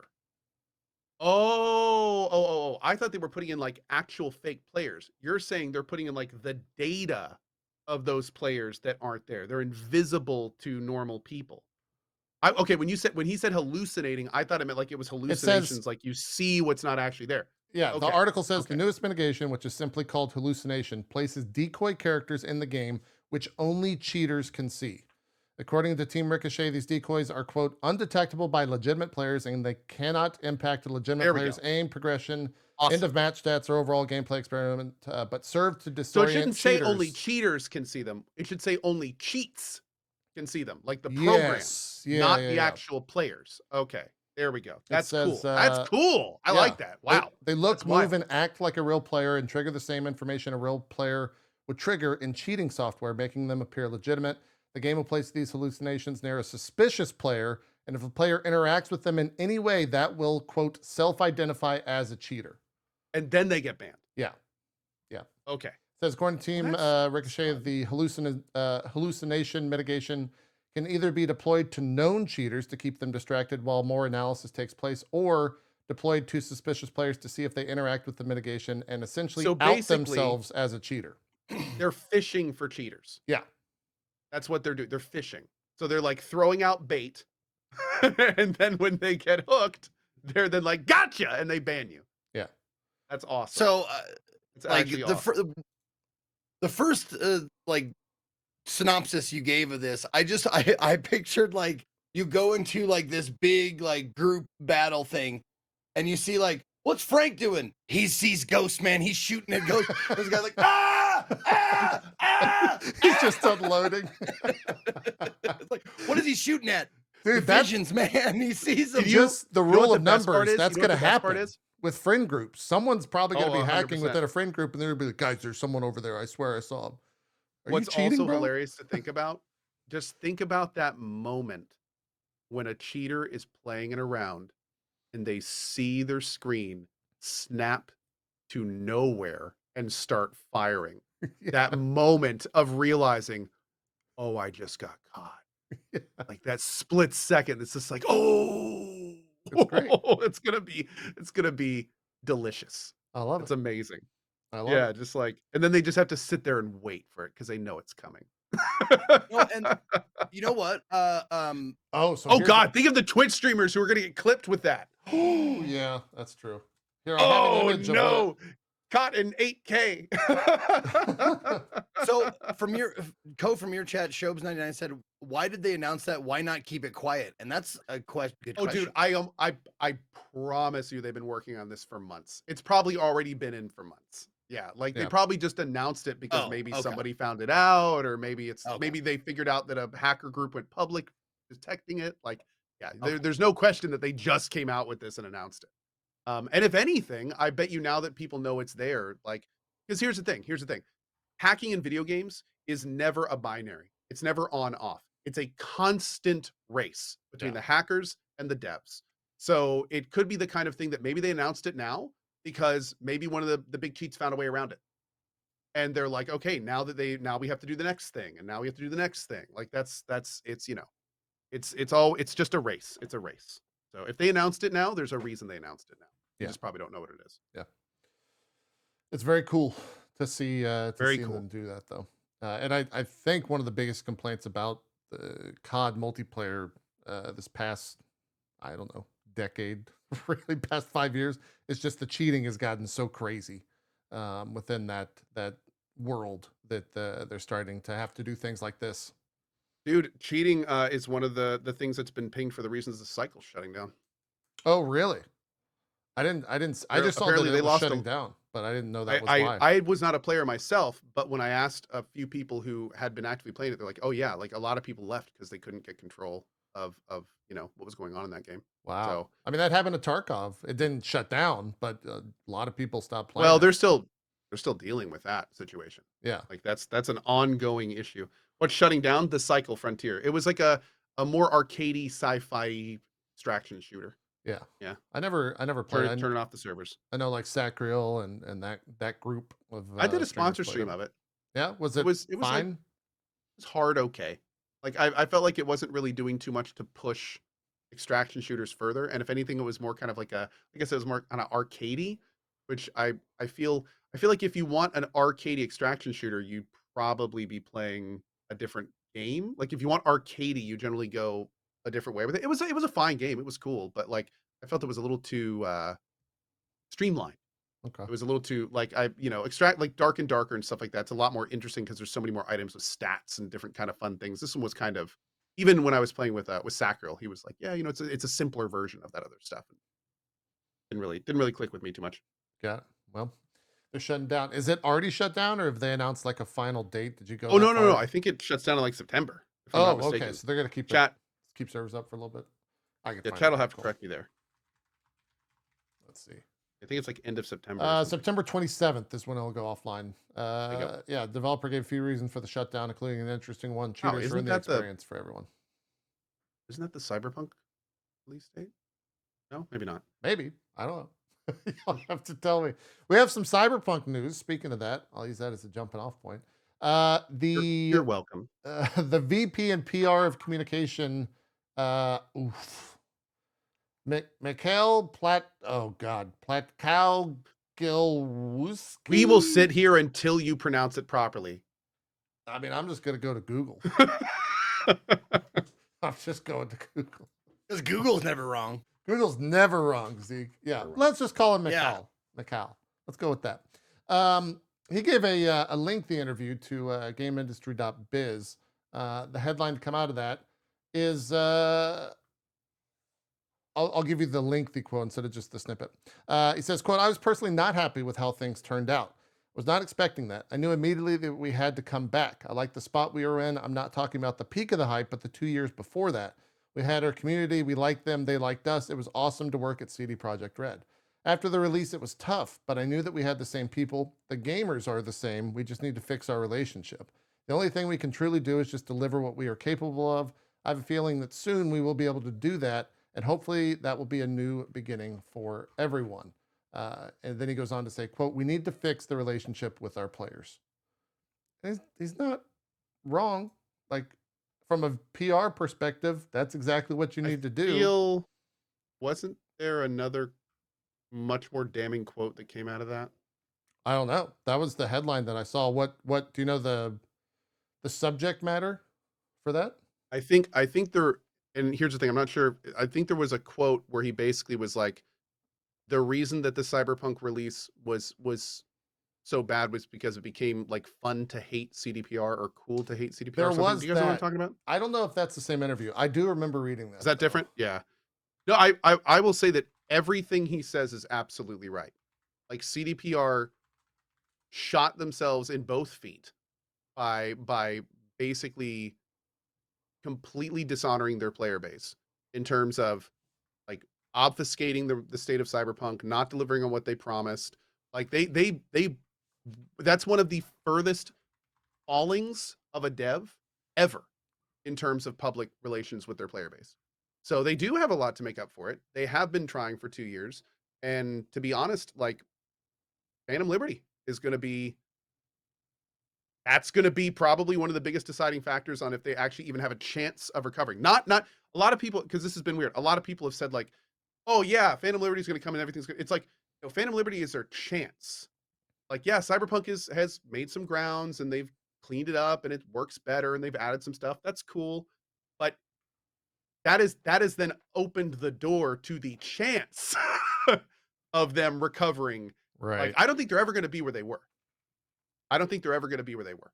Like they pretty hard. I mean, yeah. the lies, the obfuscation, like that was peak corpo. And that was the opposite of what I think a lot of people expected from CDPR. But can they recover? Not necessarily all the way, but can they recover from that? They absolutely can. And they're on the path to doing that in a lot of ways with their updates and enhancements. But Phantom Liberty is going to be like, that's going to show us the direction of this company in terms of if they're really trying to repair the player base or if they're trying to just make more money off their player base. Right. It's a very, as a CDPR fan, full disclosure, it is a very tumultuous and interesting time at the end of September. Like I'm cautiously optimistic, but there's no more guarantees with CDPR. Like we're gonna have to see. Yeah. So the GameIndustry.biz was the original article, and the headline that they went with was, "We need to fix." It was kind of it. Puff piece is like a weird thing, but it kind of is puff piece. Like they were basically saying, like, we need some good faith. GameIndustry.biz. The articles that covered that article did have the quote that you said, Co. And that was, quote, I actually believe Cyberpunk on launch was way better than it was received. And even the first reviews were positive. Then it became a cool thing to not like it. We went from hero to zero really fast. That was a tough moment. We didn't know what was happening. We knew that the game is great. Yes, we can improve it. Yes, we need to take time to do it. And we need to rebuild some stuff. That took us a lot of time, but I don't believe we were ever broken. We were always like, let's do this. See, that's the stuff I saw. Yeah. That's the stuff that made me be like, okay, you are being disingenuous. Like that's a disingenuous statement. The game was was not I don't think anyone realistically could have stood up at CDPR and said that game represents us fundamentally as a company the day that it came out. Like that, if that's really what you stand behind and put behind, I don't think in their heart of hearts that anyone at CDPR felt that way. I think they all knew that it was rushed to get out the door as fast as possible. It wasn't done. The previous gen console stuff was literally atrocious, where one of the few times it actually got pulled from the store. Like it was that bad. Yeah. So I mean, the idea that it's like it became fun to hate on it. No, it deserved a lot of that hate when it came out. Like 100% it deserved it. Especially, I mean, there were people that only saw that game through the perspective of a previous gen system, which arguably was horribly broken. So no, that was not a. It was not a fun to hate on CDPR thing. It was deserved at that point. Yeah. That was the lowest of the low for that company. So hopefully it will be the only lowest of the low. Hopefully they've learned from that. We'll see. That's right. Yeah. Yeah, that's that comments like that where it's just like they're trying to kind of sweep it under the rug. No, it's actually a great game. People just they don't know how to play games well. That's all. It's kind of like, dude. Yeah, It looks so much better when a company owns up to that kind of stuff. And it has the opposite effect when they try to do the exact same thing they did when the game came out. Obfuscate the facts. Yeah, when they try to cloud it. When they try to, oh no, it was actually a fine. They're trying to rewrite history in a lot of ways. Exactly. Yeah. I think that's exactly right. Yeah. Where it's like, no, own up to that. Like embrace that, own up to it, and be like, we're going to do better. And your player base will fundamentally respect you more for that. Do the opposite, and you're just being corpo again, man. You're just doing the same shit that everyone hates you for. You're just being corpo again. Stop it. I love that. Given the premise of the game, I love that corpo. I know, right? It's so good. It's so good. Hey, we finally got clarification on Starfield having a physical game disc. It will have a physical game disc. Some versions. PC copies will have a game code. The Xbox version will have a disc. There you go. Yeah, PC copies will have a game code. Jesus, what a such an amazing non-issue. 100%. Yeah. Here's an interesting, and there's not much information to go from here. Nintendo was talking to investors during a Q&A session. And the Nintendo president indicated that Nintendo accounts would be a staple for users going forward. He also said that they plan to make a smooth transition for customers from the Nintendo Switch to the next generation console by using the Nintendo account. So I don't they didn't clarify what that meant.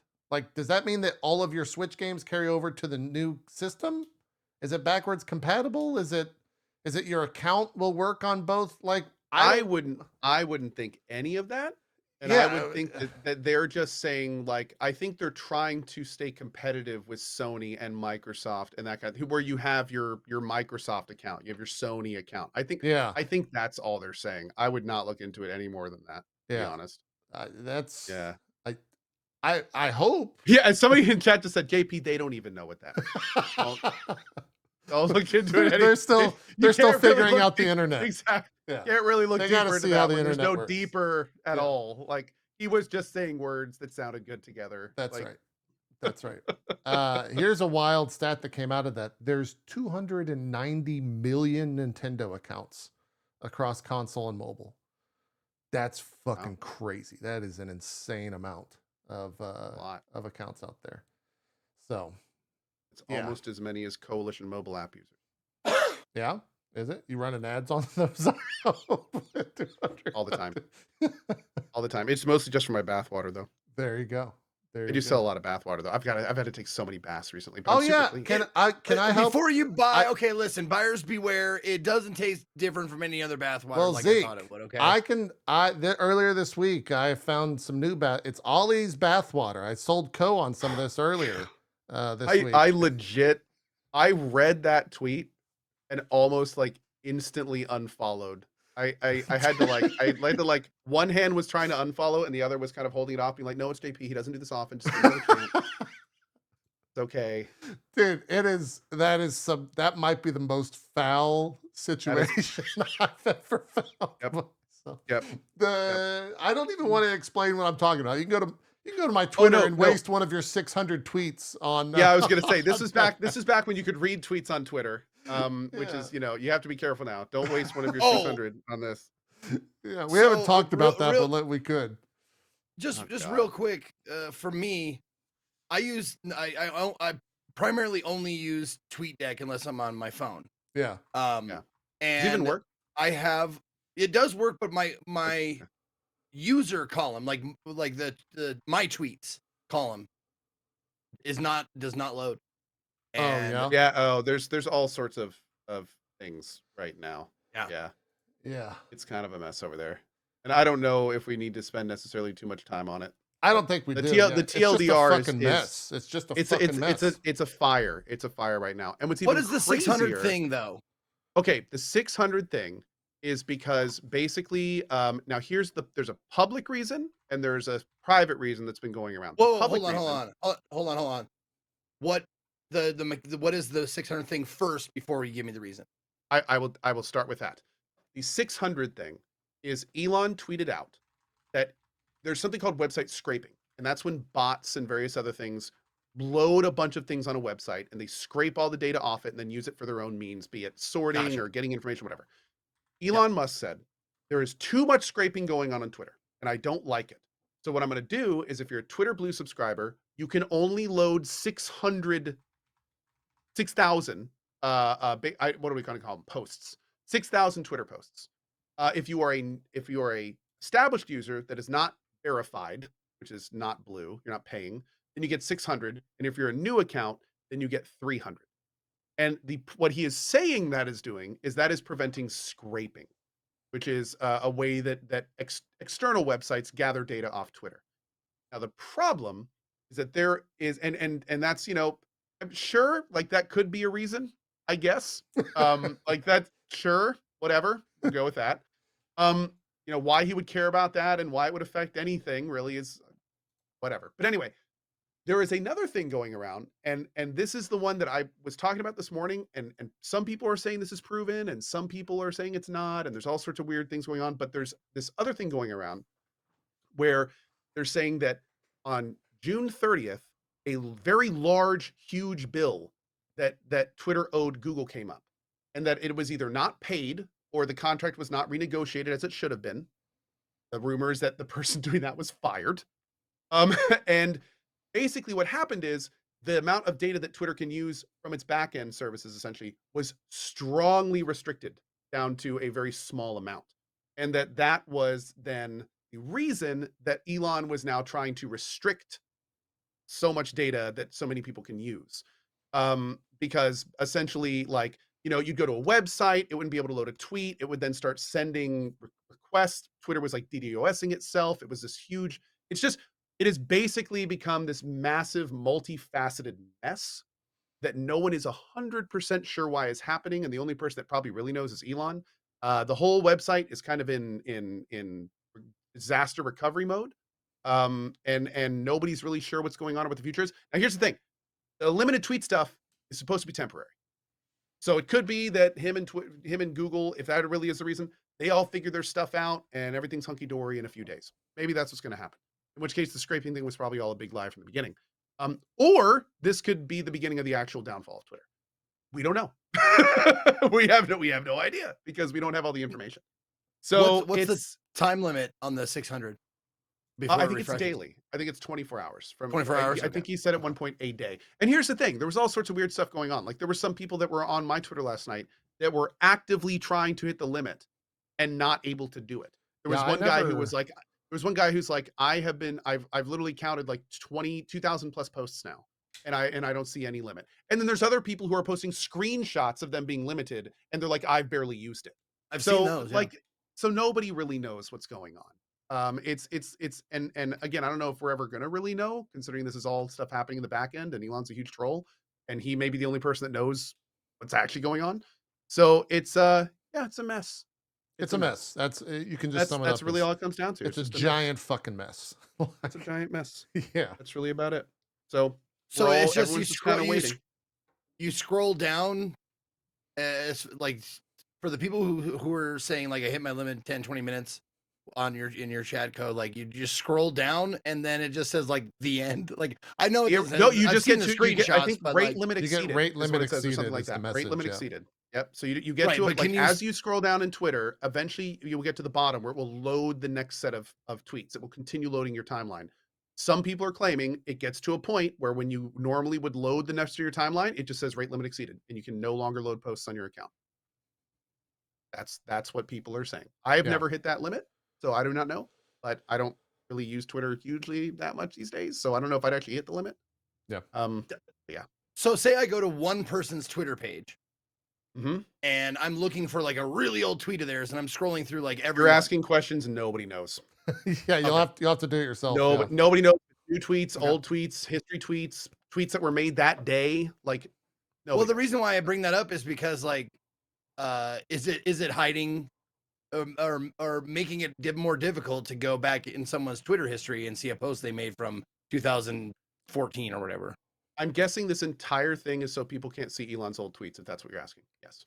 Yeah, that's what I'm asking. That's probably what's going on right now. Maybe. Yeah. 100%.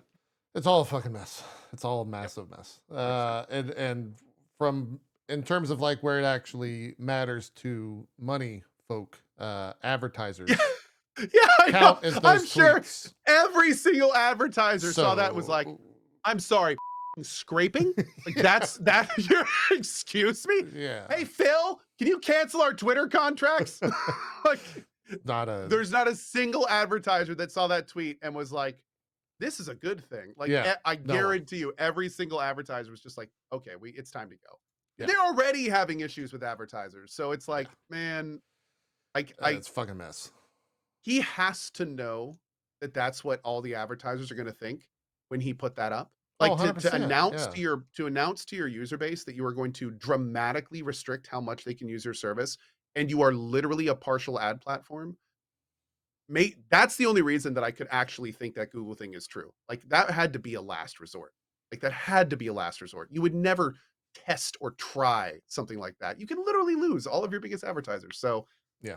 I don't know, man. It's just such a ridiculous situation. Such a ridiculous situation. Barry in my chat says maybe even the more crazier thing is if you're logged out, you can no longer see tweets now as well. So you have to have an account. That was the whole scraping thing. Like because he didn't want non-accounts to be able to do that. Yeah. Which is wild. There's other things going around. Like maybe this is him trying to funnel as many possible people he can into Twitter Blue. He's making like that big last push.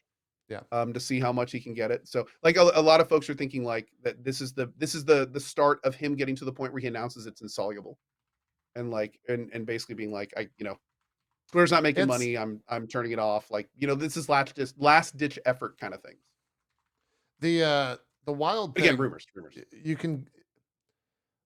This happened a while back, I think, at least for me, and I think we maybe even talked about it, but it's weird considering how much of like my actual life has been cataloged on social media to where like if I go to my feed, I can find tweets from 13 years ago and see what was happening on this day 13 years ago exactly.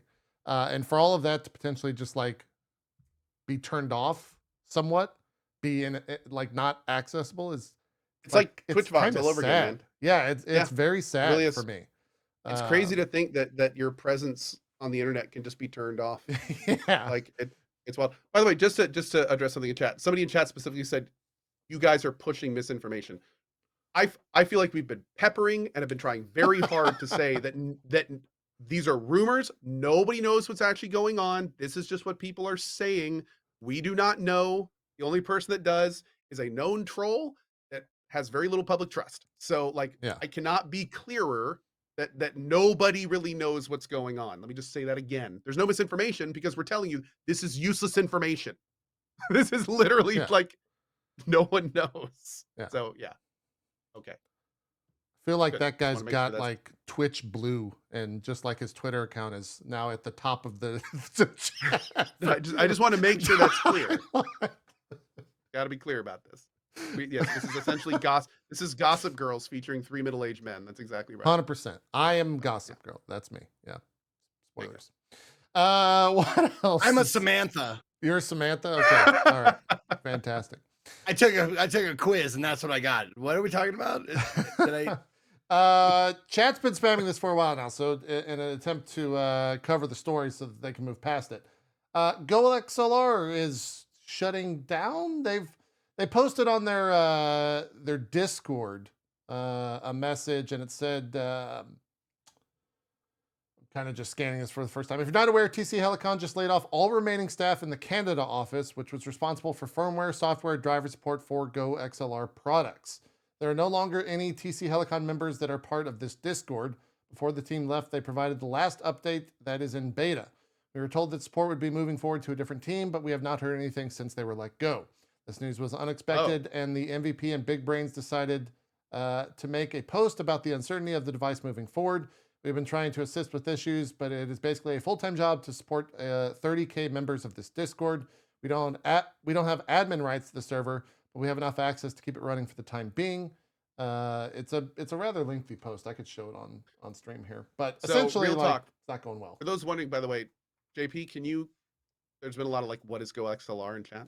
Yeah, GoXLR is basically a device where it's kind of a all-in-one solution, audio solution that was really targeted and marketed to streamers about 7 years ago. Like 5 or 6 years. Yeah, and I would say I'm looking at one on my desk. yeah, a lot of folks use them and have used them, and it kind of changed or created, rather joined a market for like streamer-centric products. The Rodecaster Pro 2 and the Rodecaster Pro 1 are both very similar devices that Rode, who's a major manufacturer in the audio world, decided to iterate on and go with that moving forward.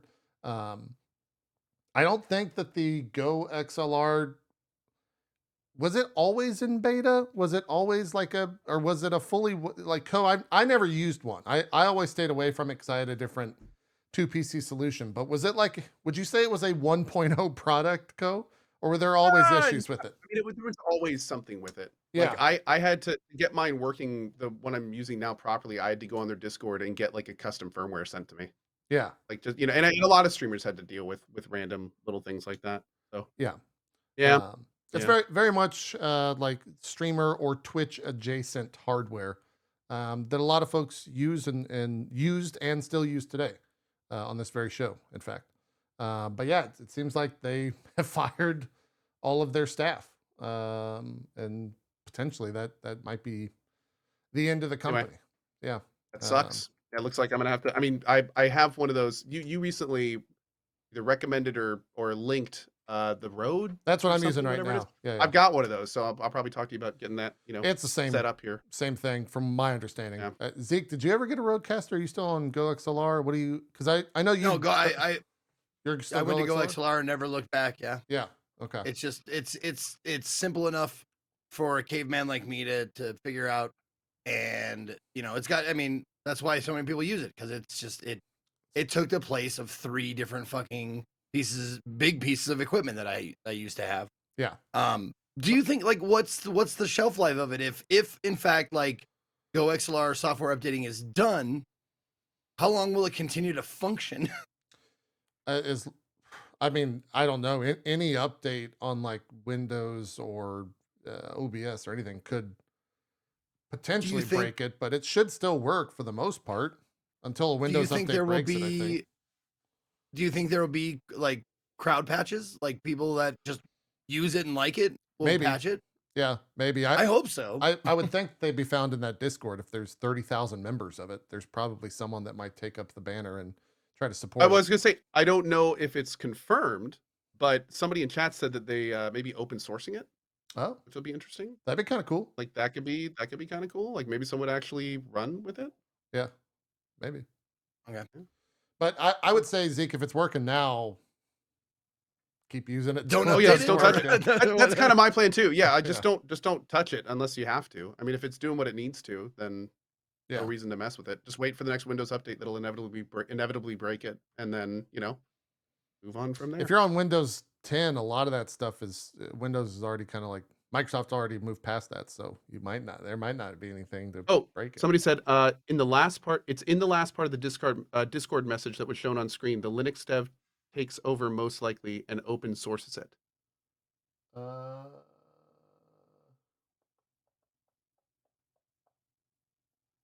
Oh yeah, we're soft launching the new Discord to support the new tools, not associated/affiliated with TC Helicon. Okay. I'm not sure how much longer this Discord will exist. So, yeah. The middle of it is they're very close to releasing a standalone open source app that has all of it, all if not more functionality than the current GoXLR app, and it works with Windows/Linux and a Mac port. So, yeah. And that is the Linux GoXLR app developer. who was working very closely with the GoXLR team behind the scenes. So yeah, it seems like it will be supported in some form. Whether or not it's official, you might have issues like with drivers installing that stuff. I guess install at your own risk. Could potentially brick the thing. Again, if it's still working, there's no reason to patch it. Is kind of how I would look at it. So Right. I never used a GoXLR. From everything that I've heard, the late shift people did. They moved over to the Rodecaster Pro 2, and it's pretty much the same thing. Isn't it like a couple hundred more expensive? I don't know what a GoXLR costs, but it is 600. It's kind of up there in price. Well, it's not that much. Like I think a GoXLR is like four to five. They've always been pretty pricey. Where you go? Okay. Yeah, a Rodecaster Pro 2 I think is 600. I think is what I was going for when I got it like a year ago. But yeah, that's very, very streamer centric news there. So yeah. What else? Games. Is there? Yeah. Daedalic Entertainment's done. Yeah. Oh, more terrible news. They're done. They put out Gollum. Gollum. The dev team is done. Yeah, it's now a publishing team. They're no longer a dev team. The dev team is done. I know this is going to really affect the two of you, but the Gollum sequel, guys, it's canceled. They're not going to make a Gollum sequul. I know. Bummer. I know. I'm sure you're devastated. I'm devastated. I finished it on Friday, and man, it's rough. You know, we'll never Golem 2, the preciousning. I don't even know. You know what the craziest part of that whole game is? You know how in the Precious edition you get the Elven voice acting? When you actually get that, the dialogue is in the game and it's in Elvish, but the subtitles are not in English. So you actually lose what is being said on screen because the subtitles are in Elvish. So I have no idea what was said in the end of the game for any of the Elven parts because it's in Elvish. I'm surprised they didn't do that in the fucking movies. You know, when Strider is talking to his lady love in Elvish, and they just put the subtitles on, and it's all in fucking Elvish. Like, you're nerds, figure it out. It's like it's crazy, man. It's absolutely crazy. It's fucking bananas. That happened. I was just like, yeah, that makes sense. That tracks for how that tracks. Don't buy that game. That's I'll say it again. Don't buy that game. It's not a good game. In any form. What was it? Golem Lord of Ring? Lord of Ring Golem. Lord of Ring Gollum. The Lord of Ring Golem. God. The Lord of Ring. Yeah. Don't do that. TM, by the way. TM, exactly. It's crazy. Jesus. And then all the other news is really from the FTC stuff from Microsoft. There's that whole thing is just crazy emails and blah blah blah between lawyers, and it was really interesting to watch the lawyers talk about like Elder Scrolls 16 and then be corrected Elder Scrolls 6 and then say like, oh yeah, that's due out in 2025, and it just lawyers doing lawyers shit. And that whole thing, there's so many different little snippets that come out of it. None of it actually matters in the grand scheme of things. It's just you finally got to peel back the curtain a little bit on the video game industry at that level and see some crazy things. So if you want to dive into that, there's a whole lot of stuff that you can. I think that's it. The Bladerunner 2033 Labyrinth thing got announced at the Annapurna showcase. Did you watch it? I watched it. Yeah. It was fine. Good. Nothing. The biggest game to come out of that was Blade Runner 2033. It's being developed by Annapurna, so it's like they have their own development team now at Annapurna. It's not just a publishing. Not just publishing. Well, that's kind of cool. Yeah. They didn't really say what type of game it was, I don't think, but that's a thing that came out of there. There was a bunch of other like indie things in there. Zeke. I just like the fact that like Daedalic is getting out of dev and Annapurna is getting into it because they were like, we can do better than Gollum. Like That's exactly right. Yeah. They can Uh, sell that for 60. that's true. That's true. Co, I saw you were excited about this, so I'll mention it. Assassin's Creed 4 is apparently getting remade. Yeah, I think this is hilarious because I do wonder if there was a meeting where at one point they were like, you know what, just screw this whole Skull and Bones thing. Just give the people what they want. Just remake the one they like. Like we clearly this isn't going to work with this Skull and Bones thing. Like Yeah. just now the interesting thing there is that I the original game Assassin's Creed 4 Black Flag is not that like it's not that old.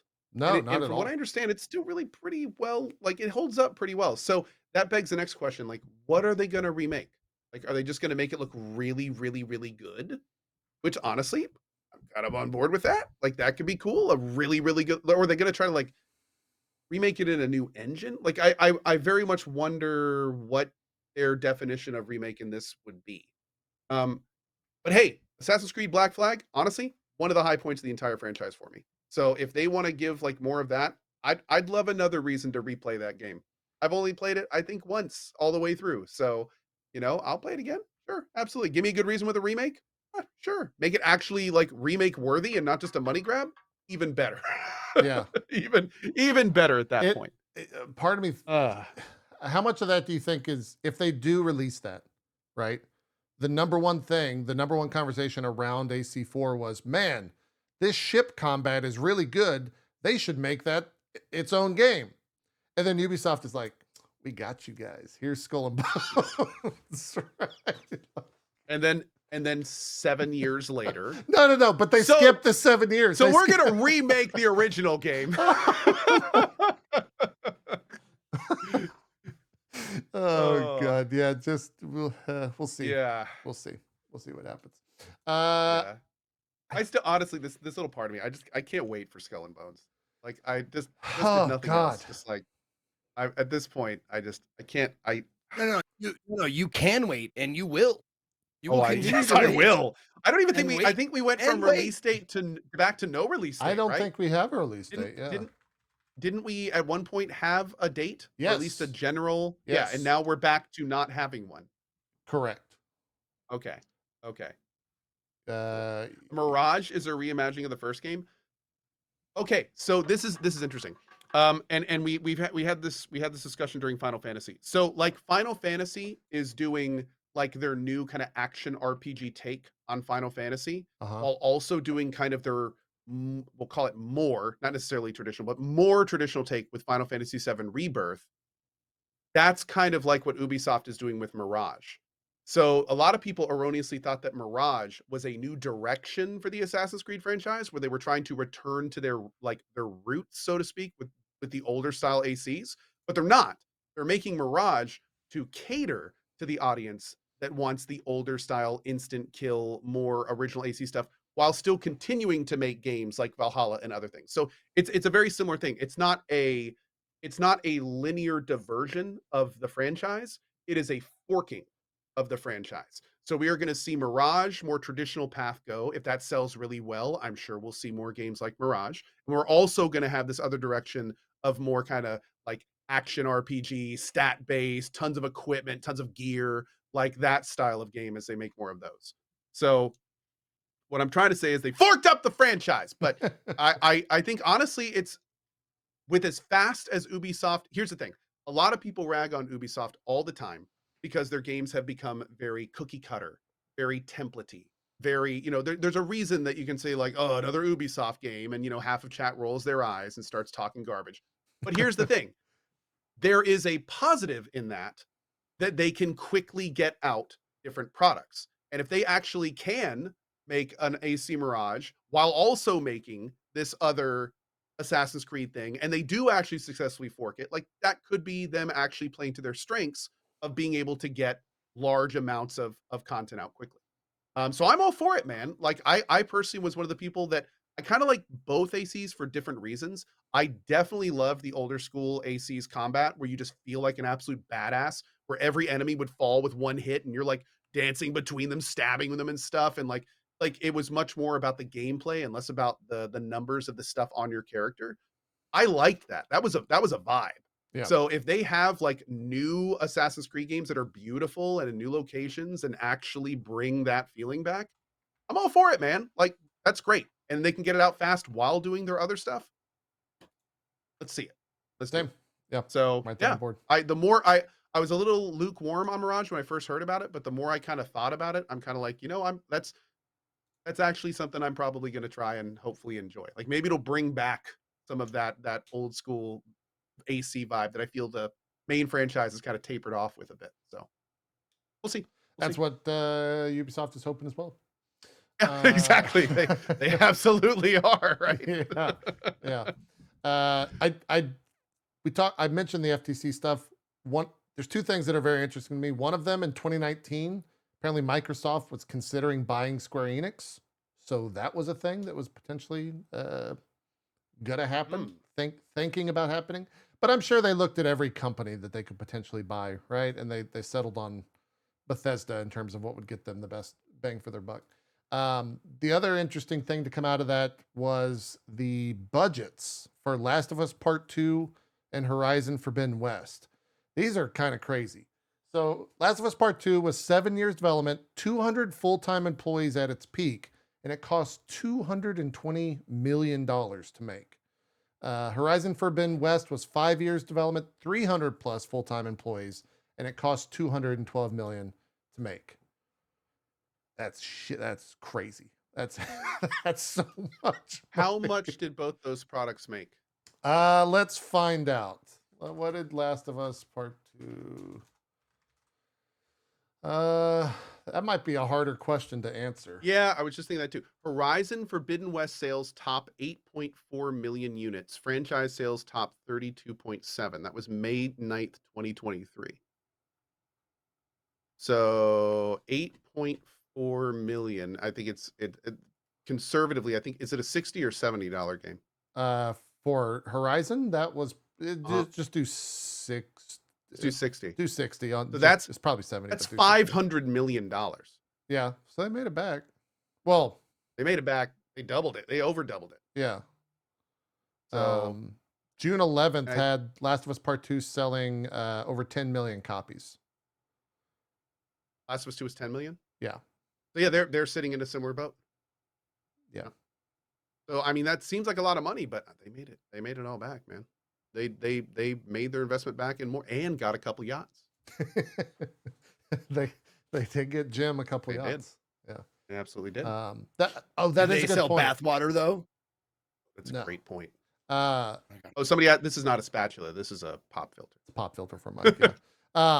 Chad is pointing out a great thing about those numbers is that did not include marketing for the game, and marketing can sometimes be, another 50, 100 million. I'm sure there's if that's just dev, there's a lot of additional stuff that could have not included. Yeah. I don't think it's 300 million included, but that's definitely a good point. Yeah, it's good point. Wild to consider how much those games cost. Anyway, speaking of games, what have you guys been playing?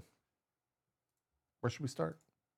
I've been playing like one game nonstop. You still diving? And it's so good. Are you in the new content yet of Dave the Diver? Oh yeah. Is it good? Like what is it? It's great. How do we talk about this without spoilering the game? Can we? Can you tell me what's in the later half of the game? The thing about Dave the Diver that is so absolutely freaking incredible is that the game just keeps coming up with new stuff. Dave the Diver is a pixel art sushi Yakuza simulator. And yes, Zeke, you heard what I said. Dave the Diver is basically a Yakuza game where there is like a main story that is just flanked by like endless mini games in your path to get there and tons of side content. And like it is horribly entertaining in terms of how they're shown to you, how like they're all fun and easy. There's management, there's creative building, there's mini games, there's There's getting of the damn fish. There is a little store simulator. There's like a hiring, like basically it's very similar to the Majima's host club kind of management of employees and stuff. There's like a it's so good, and it's $17. Like it is so far for me, no question the best value of 2023. No question. Like if it is even slightly interesting to you, it's 17 bucks. Go buy it. And the music is great. The presentation is great. The characters are actually fun and entertaining. The world is constantly changing. So you're not doing like the exact same thing every time. You're constantly getting upgrades. You have multiple upgrade paths. There's little events that happen all the time. There's tons of different ways to play it in terms of like what you want to focus on and how you want to do it. You can focus just the main story and do that if you want to. You can kind of take breaks and focus on other things like special events that come by or certain customers or things like that. I mean, it is such a cool game. And it's just a huge amount of fun, and I could not recommend it for more as like a summer indie, really chill game. It's so chill. It's so chill. It's not like Subnautica underwater where you have to like get worried about dying and stuff. Like if you don't want to die in this game, it's so easy not to die, and it's totally fine. And yeah, it's great. Maybe you just said the reason why it didn't grab me, because I played it for 2 hours and I never went back, and it's because like there's no consequence. It feels like there's no stakes to the game. That's right, because it's mostly fish, not cows. But the big thing is that Got him. JP, it's been great. It's been a great what, eight years? Yeah. Look, we'll see you awesome. on the other side, Zeke. Have a good one. It is. There are some boss fights. There are actually many boss fights, and some of them are a little difficult, but they're few and far between. And this game at heart is like a Stardew Valley. That's the best way I can say it. The feel is of a Stardew Valley, where you're not playing this game for the challenge. You're playing this game for the progression. You're playing this game for just the sheer entertainment value. You're playing this game for meeting new characters and seeing new mechanics and playing new mini games. And it always hits you. Like you'll be playing it and like something will randomly happen, and then all of a sudden you're in a person's dream in this brand new mini game, and then you come out of there and then you find out that there's now a new mini game in your other mini game that you do, and then a new character pops up and they're like, oh, by the way, I'm fleeing from pirates, and then that's a mini game. And then it's just like it's crazy. It's crazy how much just sheer like random little fun entertainment is put into this game. And there's so many times in it where it's like they could have just done something or not done something and it would have been fine, but they go the extra mile and they make it an interaction or they make it a mini game, and it still keeps on giving. And I've been playing it like 30 hours. I'm still enjoying it like just as much. It's I mean, it's quite possible that I didn't play it long enough to find the hook, whatever that is for most people. And I mean, looking at Steam, and I know this isn't it's just like a ballpark of estimate of how people are enjoying it. Almost 20,000, over 20,000 reviews on Steam, 95% positive. Yep.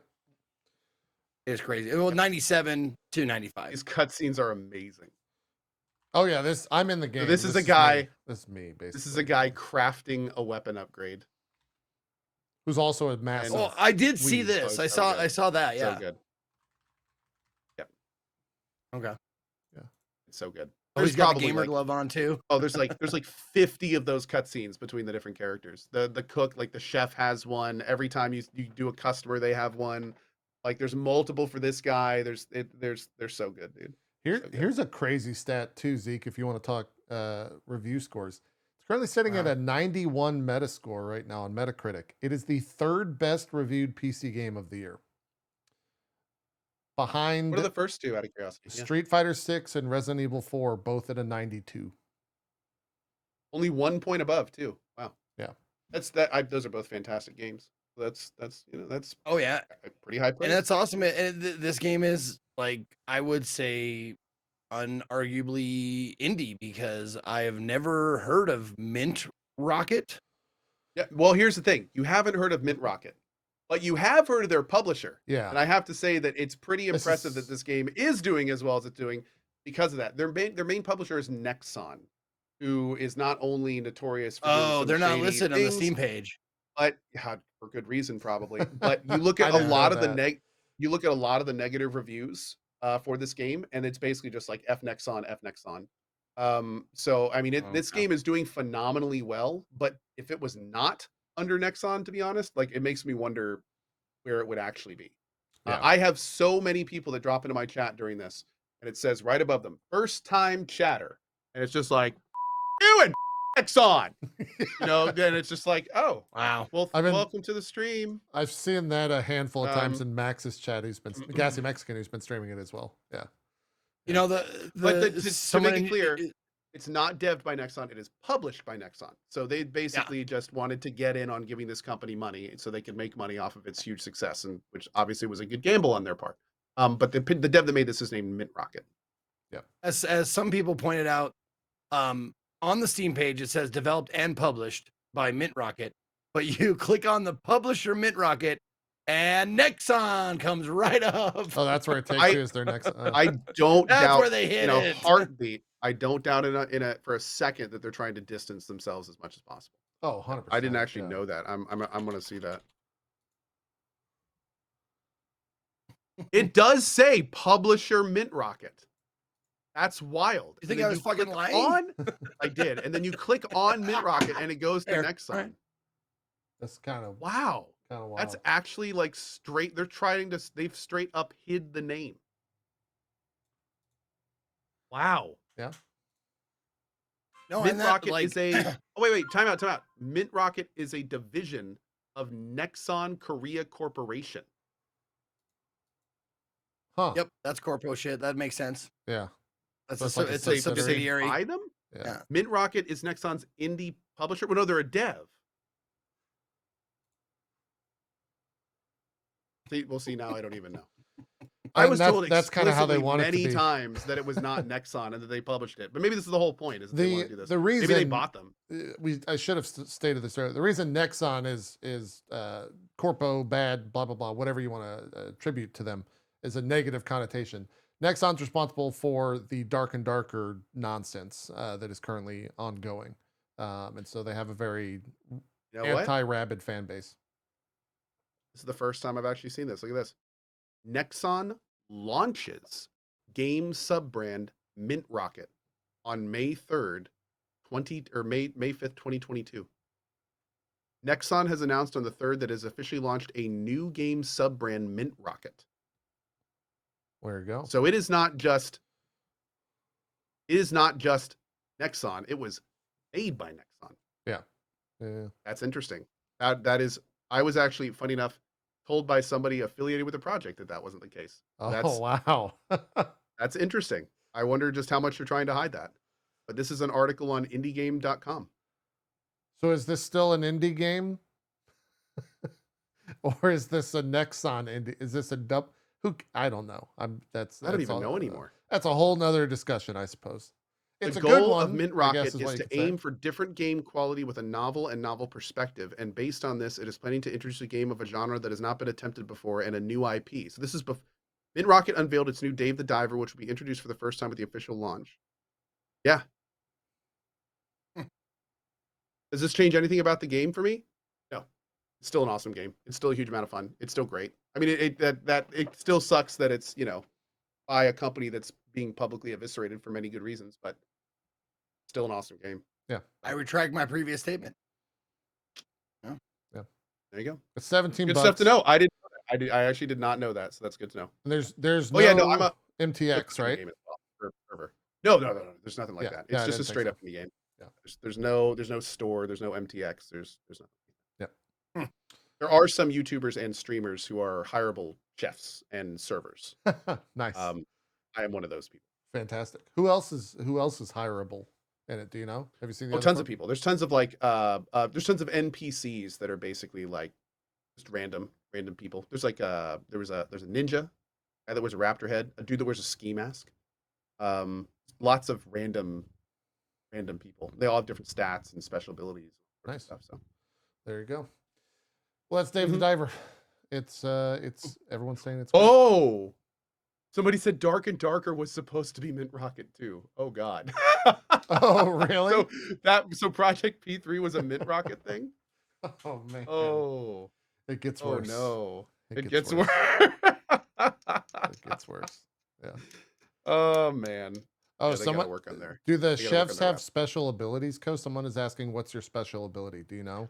My special abilities are I get really good tips and I serve really good cocktails. Okay. There you go. I think that's mine. Yeah. Yeah. Good stuff. Dave the Diver. Girthy tips, that's right. You said you're 30 hours in. How that do you know what chapter you're on? What act you're on? Because there's I'm on chapter 6. Oh, that's towards the end, is it not? I have no idea how many chapters there are, Okay. but I would assume so. There's like a major event that's kind of coming to a head. So I would think I'm getting relatively close. Okay. Yeah. All right. I mean, at this point, I'm already surprised. Oh, there's 7 chapters total. Yeah, that sounds about right. I'm surprised it's lasted this long.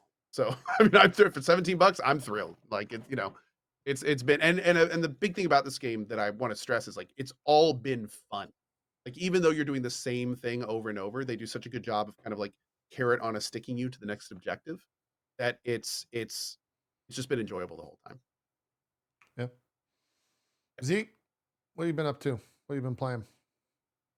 Well, I played for this last week. I played Stasis Bone Totem. I actually played through and finished that.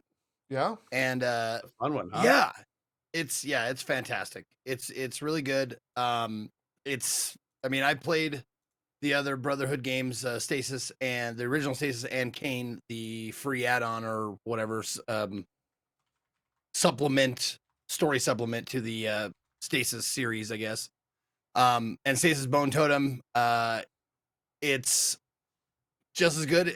Like the cutscenes in this game are fucking amazing. Like they are unbelievably good. Like it's a point and click game, a point and click adventure game, gameplay wise. But then every once in a while you get these, you walk in through a doorway or you click on something or whatever, and then you see it like cut to black and then a cutscene starts, and they are just phenomenally well done. For how big the studio dev team is. They're just really, really good. The sound design is fucking excellent. The story, I will say, the story is good, but it does get a little like cluttered, I guess. There's just so much side like mentions of shit going on. Like they don't I think it lacks a little bit of focus as far as the ancillary stuff that is sort of important, but you could probably do without. I think if they streamlined it a little more, I would have enjoyed it a bit more. But it's still really good.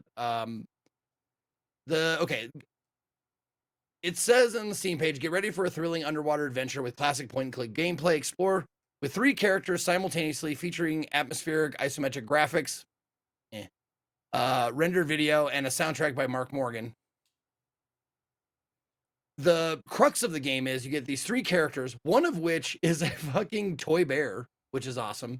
That has it's been made smarter with some AI enhancements, and it is at the same time the cutest and creepiest like playable character maybe ever. Because like even the cute things that it says come out real like creepy, like He is a very brave bear. He's a smart bear now. He's a smart bear. Very smart bear now. Yep. Yeah. Water is bad. Is he like Ted? Is that what you're trying? Is he like? He's nothing like Ted. He's not. By the way, out of curiosity, no, he's just calm all the way through. He's calm like a serial killer. Like that's the vibes I'm talking about. Yeah, 100%. Everything he says is like this, very calm. It's like Ted. Like you would talk to a child, but the things he says is just the sentences that come out like just end up sounding like really like ugh. Out of curiosity, Zeke, do you remember a scene in that game where you come up against this like column of flesh that's just screaming like random obscenities Oh and stuff yes. like that? Yeah, Oh yes. yeah, that was me. Yeah. Yeah, they had me recorded in 3 different types of emotions, and then they overlaid Oh my them. god. So, That was yeah, all you? that was actually all me screaming that random Oh, that's stuff. crazy. Oh my god. Maybe next time they'll get like a talented voice actor to do it. I'm hoping so. Yeah, Chris. yeah. Anyway. No, that's awesome, dude. I did not know that. And no one in my chat said that. I'm It was surprised very no one wild. told me that. I actually passed it through the first time when I played it, and I didn't realize it Mhm. was me. So, like, yeah. 'Cause I did the recording, but they didn't tell me, like, anything else about it. Oh, So, nice. Okay. it was very cool. It was very cool. That's Yeah, dope, man. That's awesome. I love to hear that shit. a lot of fun. Getting back to the game, there's 3 playable characters, and you can swap between them, unless they're like at random points for very short periods of time. They're like incapacitated, or you can't swap to them. But for the majority of the game, 95% of the game, you can swap between these 3 characters, and they have a really cool thing where to add to the puzzle element of it, they have a shared like it's like a dimensional pocket. I don't know, like they kind of like techno babble it away where they take inventory and then the other characters can just take it from their inventory or you can give it to them, There's a even global though they're inventory, nowhere basically. near each other. Yeah. So that's really cool because if you get like a toothpick as the bear, you can give it to the dude and he can use the toothpick as, you know, like a lockpick or something like that. Yeah. And that's kind of the way the puzzles are laid out. You progress as far as you can with one character, and then you're like, oh shit, okay, I don't think I have what I need for this, so I'm gonna switch to the other character, and then you progress as far as you can, and so on and so forth. So you're like swapping in back and forth in between characters. Point and click, is there moon logic? No, but there is some like. Does that make sense? does that emotion, that sound effect, like There's you know, like Yeah, that? yeah. Oh, I encountered that many times, and sometimes it's they do give you a system where if you're ever looking at something, you can hold a button down, and it will show you all the interactive elements on something. But there Yeah. was definitely a few times, especially when it zooms in and you're like looking at a panel or something, that I'll like click on all the obvious stuff and nothing will happen. And then I will get stuck and come back to it later and hold the button down. And like there's a portion of it with a circle around it, and you click it, and your character like peels back the metal, and there's like a thing behind it. It's just like, Yeah. why would I ever click there normally? And it's kind of like, and of course, you can't really get mad at the game because the game's like, we literally gave you a button to hold to show you every place to click. Like you can't get it. You can't be mad at us for this. So they do make it intuitive. It's just, you know, there's a lot of some PemCap stuff going on there. So And the other thing is like there is some like shit that you're like, okay, I'm gonna put a pancake on a fucking valve and it's gonna rust through it because game. There is a little bit of that, but they don't give you too much inventory where you can't just try everything if you get stuck. And I will say this just as a tip, if you're gonna play this game, if you've tried everything in your inventory, that means you need to move on. You need to find something else because yep. I Or if you found can't go that a backwards, lot. Yeah, they do that I too. A found lot that of a times lot. you'll get like there'll be like a 3 or 4 plus room progression, and then your character will get to an area that they can't go back on, and if there's like nothing in that room to interact on, then you know you're done with that character. Like just move everything off them and you're done until other characters do whatever they have to do. So you don't have to waste time, which is nice. They do that pretty well. Oh, that part. Ugh. Um, the voice acting is phenomenal. There's a one of my favorite parts. I think let's see. Let me look at my achievements here. One of my favorite parts is finding all the deaths because it's deaths. Just let me say, deaths are not very consequential. So if you want to like fail on purpose, please do that. There's achievements for getting every death. It just restarts you at the last checkpoint, and they're good. It's a decent checkpoint system. Very good They checkpoints. know they put the checkpoints right before you have a possibility of dying. And I would say like maybe one or two you would do by accident, but the rest of them you kind of got to look for. So that was a really fun part, and some of the death scenes, I think there's 9 or 10 in total. Some of the death scenes are fucking awesome, and ranging from funny to just gory, gruesome shit. And When it's you've great. got like random alien stuff happening on the bottom of the sea, there's lots of creative ways they can end a life, and they definitely Yeah. take some advantage of that. Yeah. Oh, there's 9 of them, and I got 7, or excuse me, I got 8 of 9 of the death scenes. And I enjoyed every one of them. But yeah, it's a good story. It doesn't, I don't remember, it references like the shit you've learned from the previous games, but these characters in this, I don't think have anything to do with the characters from the other games.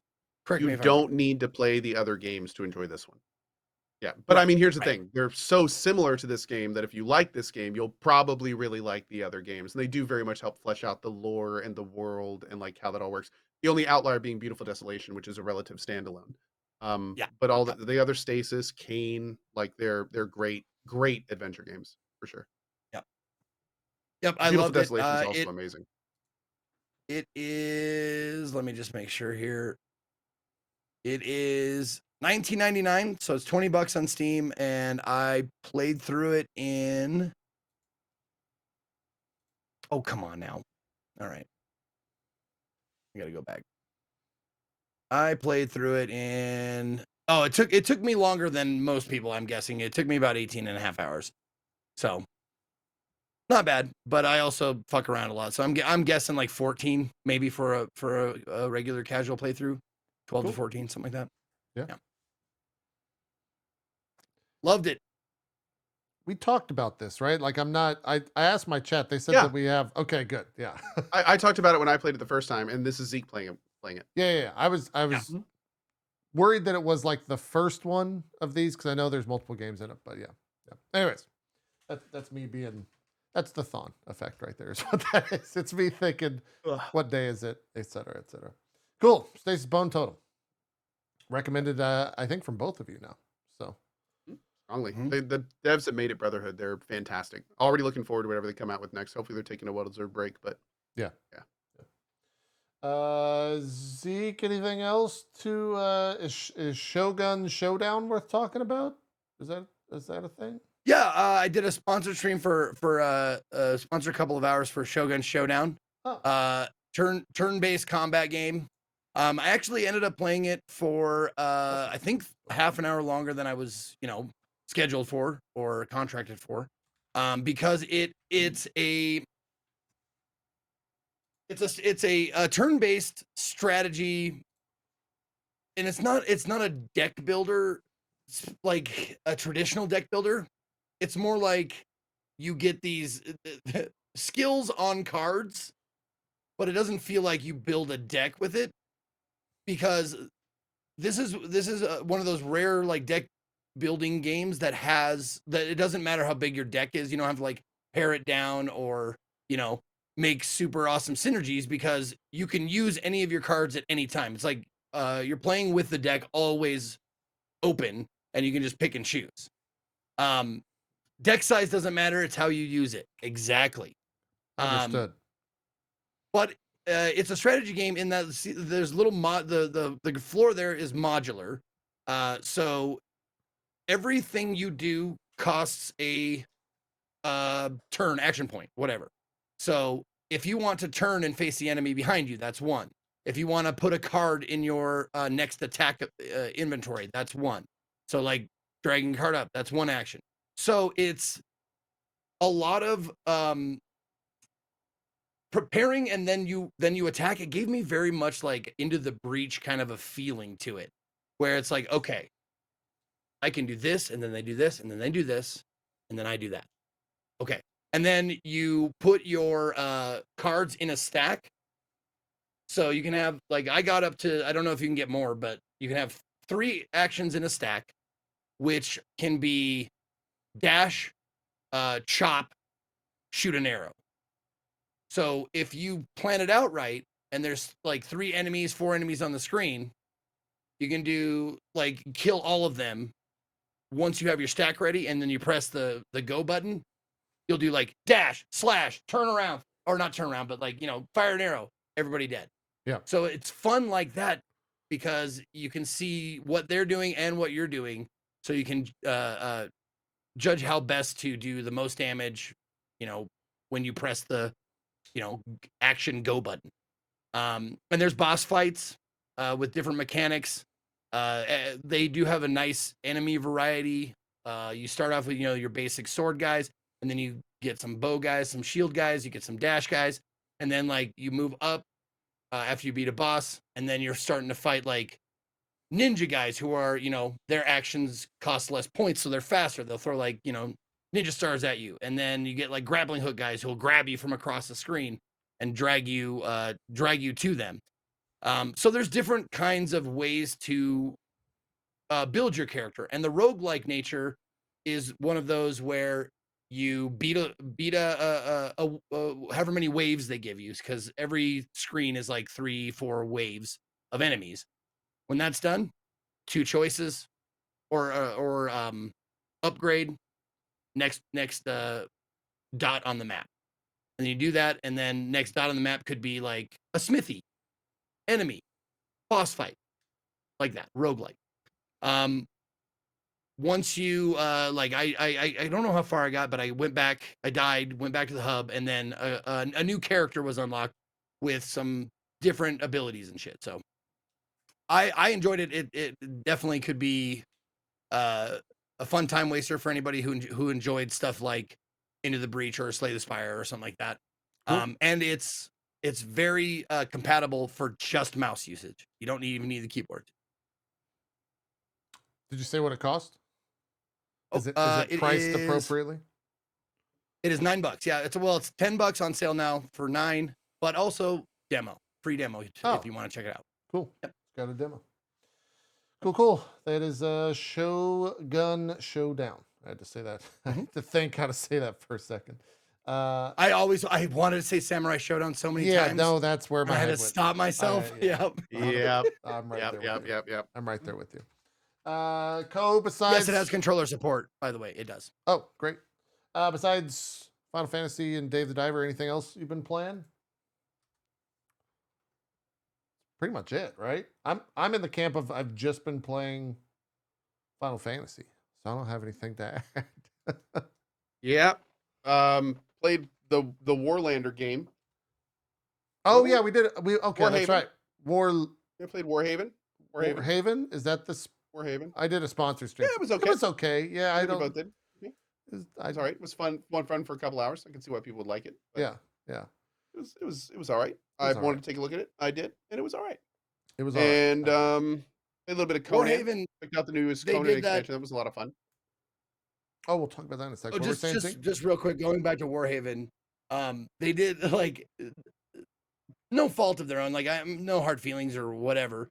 But they were putting out like feelers to do sponsored streams, which you guys did, and they did one of those things that like it just irks me a little when like sponsors like, hey, we're doing a campaign from this date to this date, and I'm like, okay, and they're like, can you do it on this date? And I'm like, no, I can't, but within the parameters that you gave me, I could do it on this date. They're like, nah, we want you to do it on that day. I'm like, why'd you give me the choice? Like, why'd you put those dates in there then if you're not gonna? Dude, okay. Well, I can't do it, so sorry. I hate when that happens. There's another one, and maybe you guys have. I don't want to say the company, but instead of like talking to people or having a correspondence back and forth, they linked me to an app, and it has a number field, and you type in the number field, and it tells you the like percentage chance basically of them saying yes to the agreement that you typed in for the fee for that stream. No. Yeah. And this is like their product, this agency's product. And I was just like, can I talk to someone? And they're like, yeah. But go ahead and just type this in now so we have it on record. I'm like, no. I want to talk. Can we? So we have it on record? Like, wait a second. Wait. Can I talk to a human being? Yeah. But go ahead and just so we can enter you into the database and have an active conversation, we need you to fill this out. I'm like, I don't want to do this. Go back to Dude, the beginning. that is something didn't compute in my brain. Yeah. What is okay? So what is the program I again? got reached out to do a sponsored stream for game. Blank. Yeah. And in doing so, they said if this is something that interests, like, hey, we'd like to sponsor you to check out game. If there's something you're interested in, please click this link to know more. It takes me to a web page, an app, and essentially it's just it says the game, says the title, it says the obligations for the stream, and then it has like a box and said like, if you would agree to do all the above, what are your rates for that thing? And typically how the conversation works for people that are watching that aren't streamers, blah, blah, blah. You go back and forth until you find like an agreed upon rate, or your agency does that. Yeah. And then you sign the contract and you do the sponsored stream. This was just like a field where you type in a number and it says like, I forgot what the adjectives, or if it was, I could pull it up here real quick. It basically says like good chance, less of it, maybe, no, that's out of our range type deal. That's how it was. Yeah. Okay. Very, very interesting thing. Can you game it? Can you save scum it? No, the thing is, like, you have to keep in mind, you have to like keep your in mind, charisma the check. people- Like, hold on. Let me drink a charisma potion. All right, how about now? You can't. So There's no generally, game. unless you're interfacing directly with the PR company, and I'm not sure in the case that JP is talking about, but they're probably getting your offer to then go to the PR company and pitching you to them. Yeah. So it's not you're not there. That chance to clear up some confusion in chat is not the company making the decision.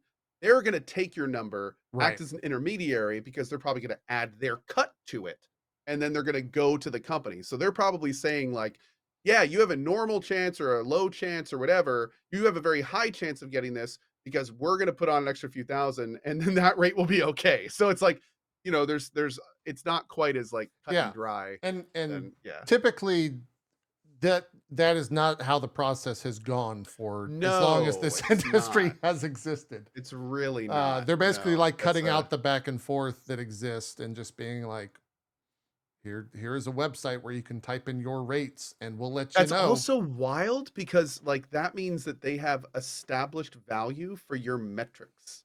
They're Right. going purely off your metrics, and there is a number that they have associated with every streamer that's metric. using this Yeah. service. Yep. That is like the baseline. And what's even funnier is you could probably just sit there playing with that system a little bit and find your exact Worth. range of what they think you're worth. You totally could. Yeah, you totally could. Because the first And thing then I it's did like, was oh, like, this is interesting. I looked at it and was like, this is a weird thing. I'm just going to send this to my agency and have them deal with it. And then they came back to me and said like, yeah, do you have that link? They're asking us to go through that link so you can like be in the database. And yeah, here you go. So that's a thing. It's kind of like the contract negotiation minigame from Witcher. It is! And it's basically a minigame to negotiate your contract. Like you have a big chance of getting this. Oh, that's a little too high. Your chance is low. Like, Yeah. You say Witcher, I say War Tales, because there's a skill you can get later in Yeah, War oh, yeah, Tales yeah. where if you get bounties, you can use your influence to increase how much you get. Yeah. That's why he wants to talk to somebody, Zeke. He wants to use his influence modifier. I He typed can't do that unless he can talk to somebody. I typed in our super secret Discord what game it was for, and it might surprise you because it's not a smaller title. What's funny is I got that email and immediately forwarded it without clicking the link. Yeah. So you didn't even know. Like, oh wow. Yeah. So that's funny. Anyways, That's a an whole interesting thing. way to approach it. I very much wonder how that's going to work out. And like, if it's interesting to think if this is the first time we've seen this and it's going to normalize one day. That's where my mind went. Is this the new? Like this is a very interesting way to do this. It's not necessarily a bad way. Here's the thing. If somebody's consistently underselling themselves or doesn't have representation or doesn't pay for representation and doesn't know their worth, and then all of a sudden they use a system like this and they're putting in, half their normal rate, and it's like, oh, very high chance. And then they put in like 3 times the rate and it's like, you have a normal chance. And they're like, what the like, I have a normal chance of tripling my rate? Yeah. Like how much, like that's actually kind of like a lot of power to them. That's kind of cool. It's like a Not streamer super credit check. against that. Yeah, it is like Sort of. Yeah, I'm They took like an amalgamation of all of your sphere of influence or whatever, and like grabbed all the numbers and made a equation, and you could just plunk in your name and go like, okay, what is my influence number? Oh, 640, Yeah, little low, sort of. little We're low. gonna have 640 's a little we're gonna low. have influencer pins where it's like, Oh, God, yes, dude. you're 74761 and your rate is there. You're a rank C4. Oh, I just made D3. Yeah, I know, right? A little badge that we can wear at TwitchCon or Oh something. no. Oh my lord. I No, almost had that is super badges interesting. made for that streamer income leak. I almost had like T-shirts, yeah, with jerseys. my fucking number on it. Yeah, That would have been jerseys. funny. Yeah, If you with got the fucking jerseys number with on your the number back. on it, that Oh, would have been Lord. really good. That would have been really good. It's a Black Mirror episode waiting to happen, right? God, yeah. No, Oh, it is. God. It was like the social Credit score or whatever, social credit score. Yeah, they had everybody could rate you. Yeah. Everybody. The one I thought of was because my mind always goes to Always Sunny when Dennis is like, "I'm a 5-star man," and he's just screaming that because the dating app, like everybody's rating him 1 star. Have you guys done that on what is it? Is it Uber, where you can like see what your Uber rating is? It's usually hidden, but you can see what drivers rate you.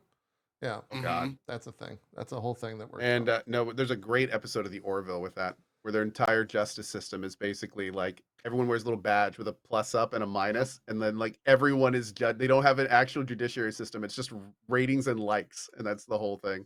Jeez. And it's our future, and it's kind of depressing. Yeah.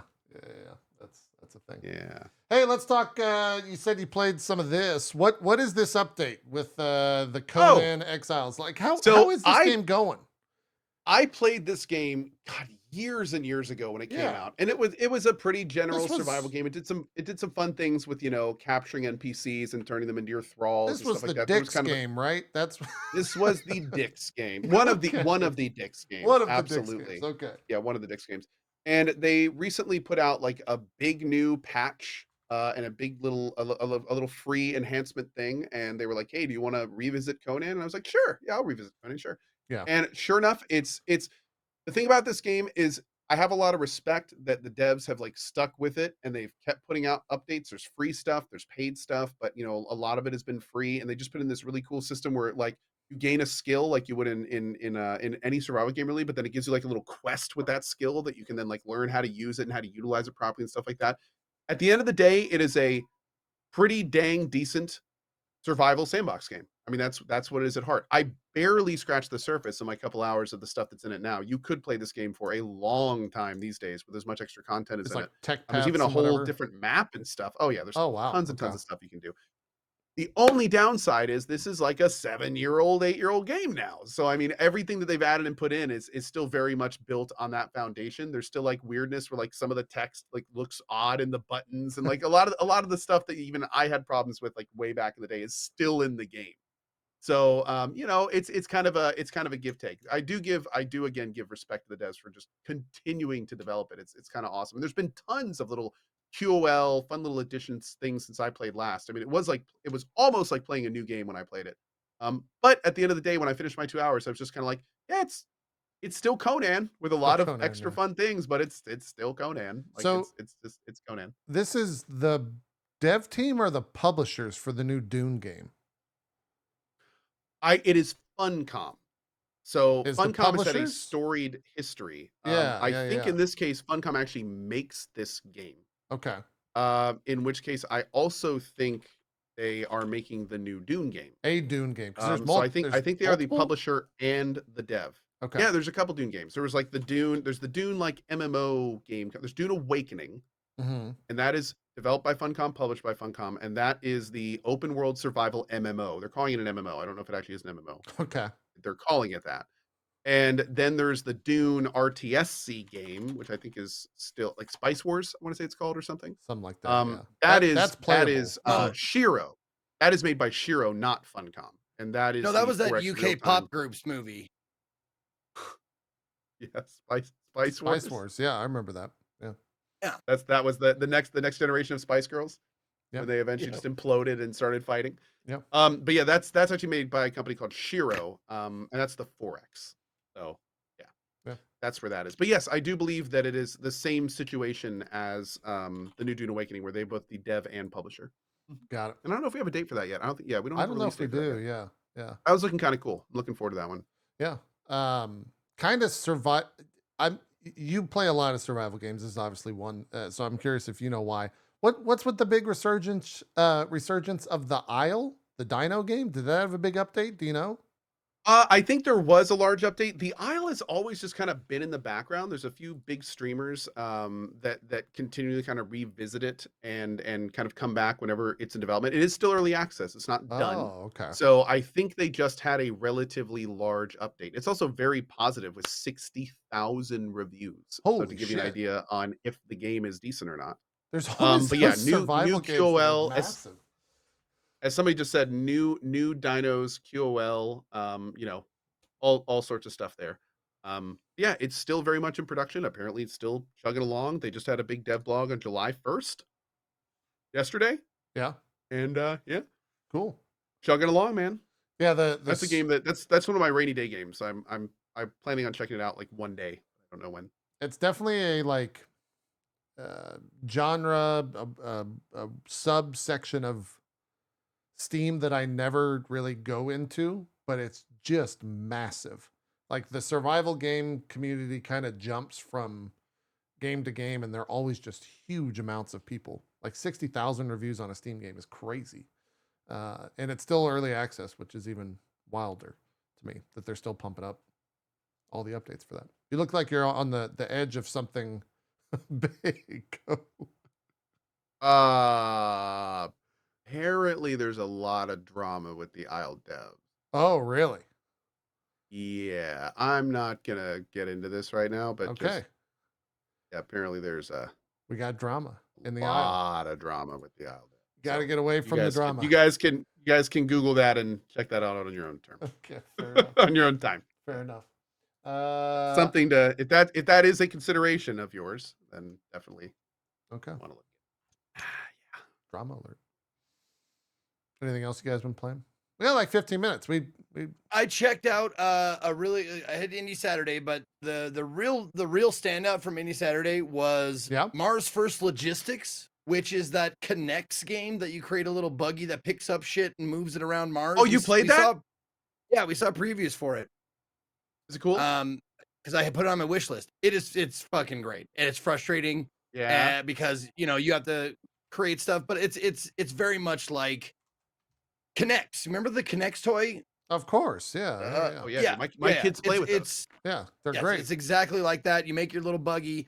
You make like little servo arms and stuff like that to pick up shit, and like what you end up with is just fucking sometimes it's just ridiculous. It looks so stupid and it's like uneven and the weight balance is completely wrong, and you just end up like fucking like there was a beam that I was supposed to like take from one place to another place. So you get like little mini jobs. That's the goal, basically. Yeah. Okay. And the whole idea of the game is you are in control of a remote control Mars rover thing that you can construct.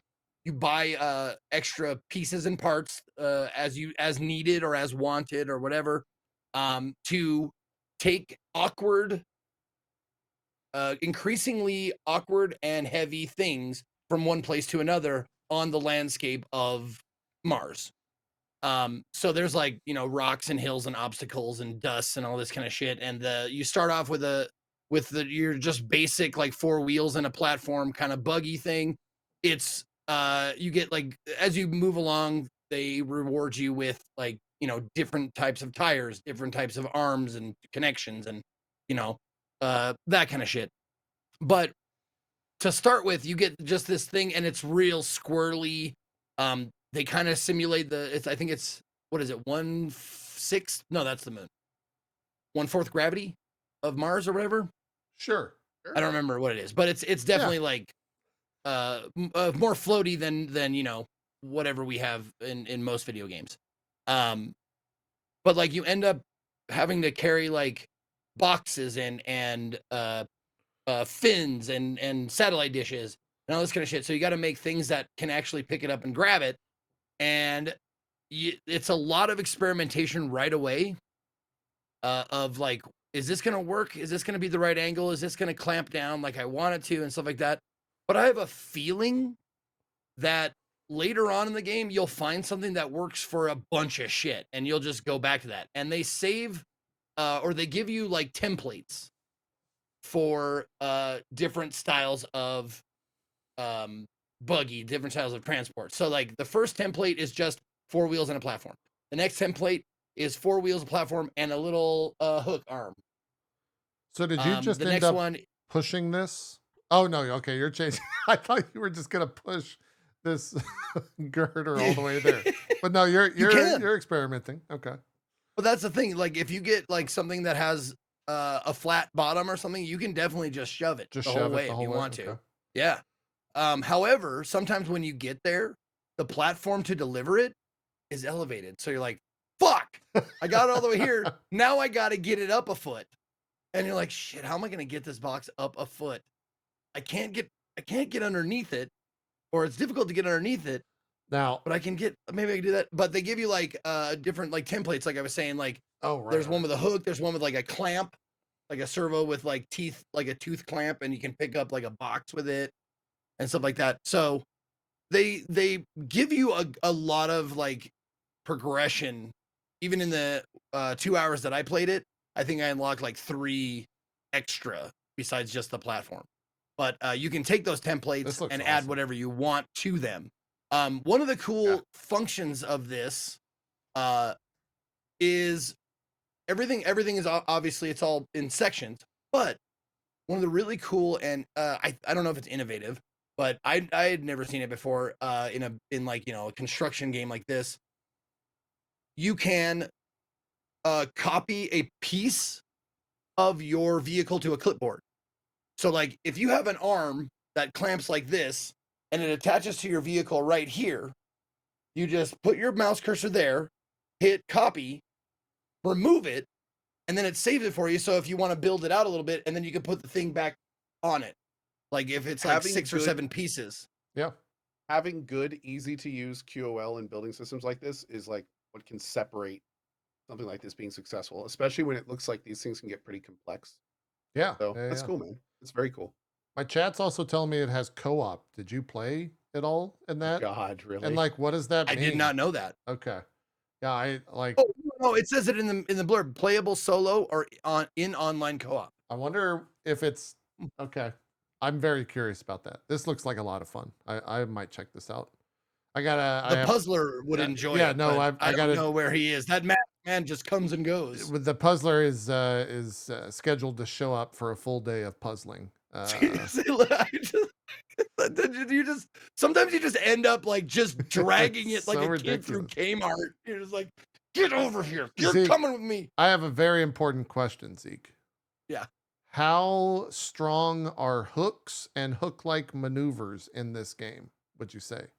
All right, because that's the puzzler's specialty.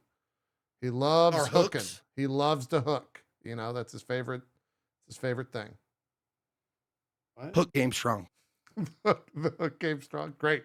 Okay. Hook game strong. Okay. Yeah. All right. Great. It's fantastic. No, this looks like a lot of fun. It is. It really is. It's $20. It's still in early access, so it's not 1.0 yet. Yeah. The other thing I will say is the soundtrack to the game is fucking banger after banger. However, Great. Really? they don't play them close enough together.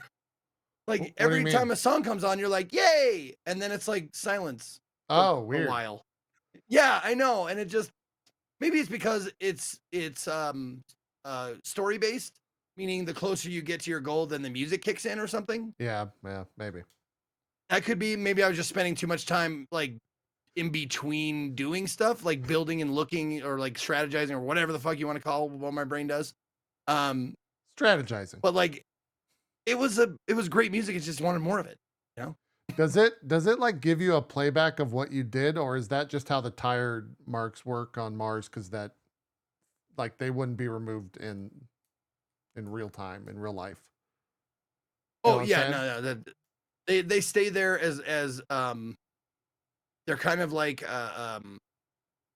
dead bodies in like action games. Like they'll stay there for a while, and then Okay. once you make more tracks, the previous tracks start disappearing. I got to see how you, what's the, are you trying to get this This. to the waypoint to the thing? Oh, wow. Look at you. There you go. But there's the weight solved distribution. it. Every single piece that you put on your vehicle Oh, has a weight to it.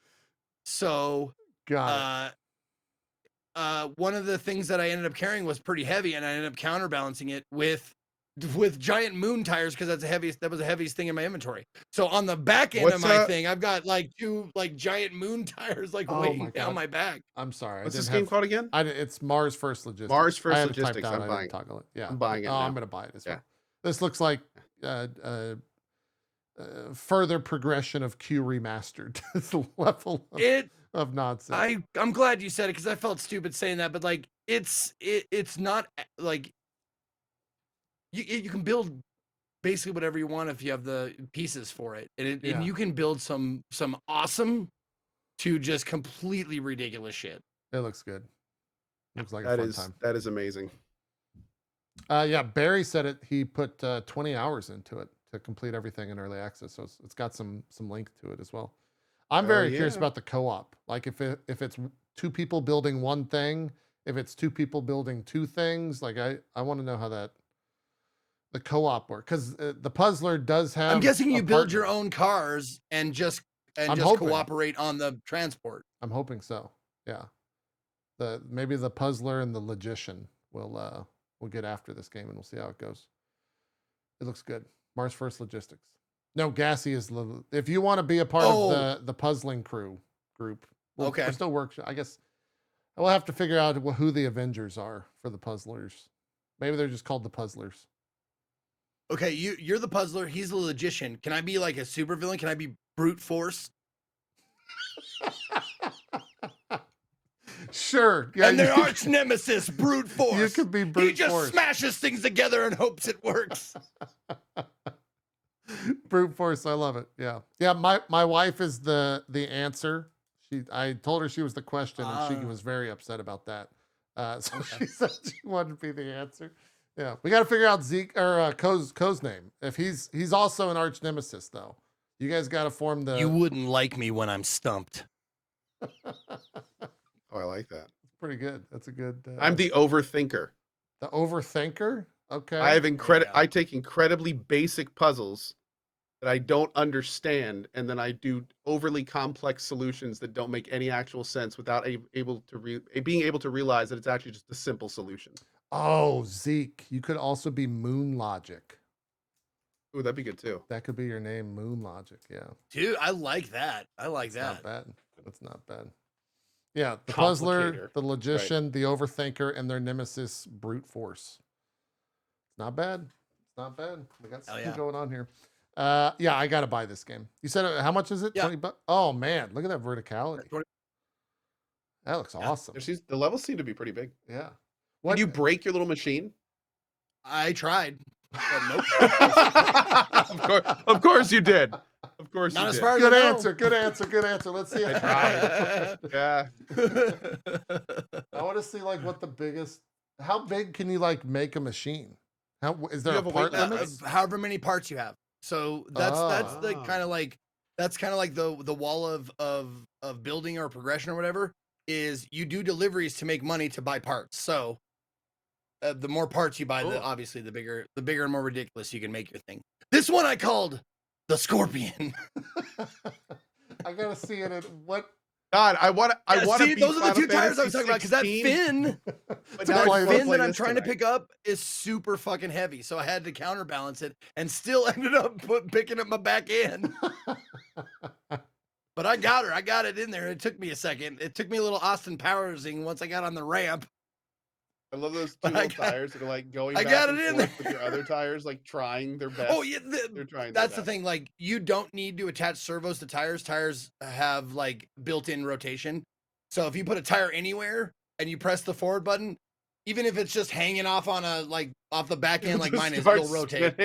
It'll rotate. Great. Yeah, that's great. I wonder if there's actually like any kind of gyro thing going on there where it like actually helps with stabilization because it's moving? Oh, I don't know. You know, I don't know. That'd be I kinda- didn't really feel any difference, but you know, I don't know. It looks Huh. okay. Yeah, I'm gonna. Yeah, pick this up. I might actually have to try this tonight. Like, Yeah. I I may have actually to, do I get may it have to in take a there, little oddly. break. Do it. Oh man, just looks like it Yep. looks Oh, like and I a got high hoot. centered on the corner there. God damn it! I had to back up and do it again. Oh no. The thing is, I Where's could have the just brute dropped force? it. Just drop it. You do. There it Yeah, is. you got it. You got it. There we Hey, go. there you brute go. force in it. Drop The it and brute back force. up. There you go. Fantastic. Cool. That is Mars First Logistics, and I think Zeke has influenced us all to You did. purchase it. Good job, influencer Zeke. Yeah. Yeah. Hey, You should listen, have if that it's- as bullet point number 6. Yeah. Last question I have for both of you, because I think you both have watched the other seasons. Either of you start Witcher season 3? Not yet. I haven't started it either. I haven't seen 2. Oh, you never watched I- season I- 2? Okay. Never did 2. Yeah. Honestly, at this point, I'm so bummed out that he's not coming back, and like his reasons for leaving that I'm a Yeah. little turned off by the whole thing. My wife watched the first episode, and she said that Cavill doesn't have that much speaking parts. Like he wasn't. I'm not surprised. Yeah, yeah. Yeah. He doesn't. Apparently, talk the much. crew was like not super jazzed about how like It went anal down or he was something. being about everything. Oh. Well, no, like apparently he was.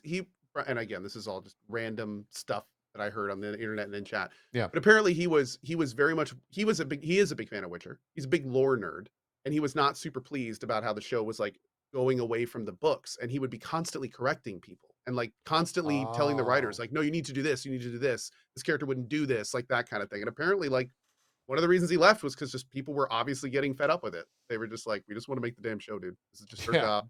Like, shut up.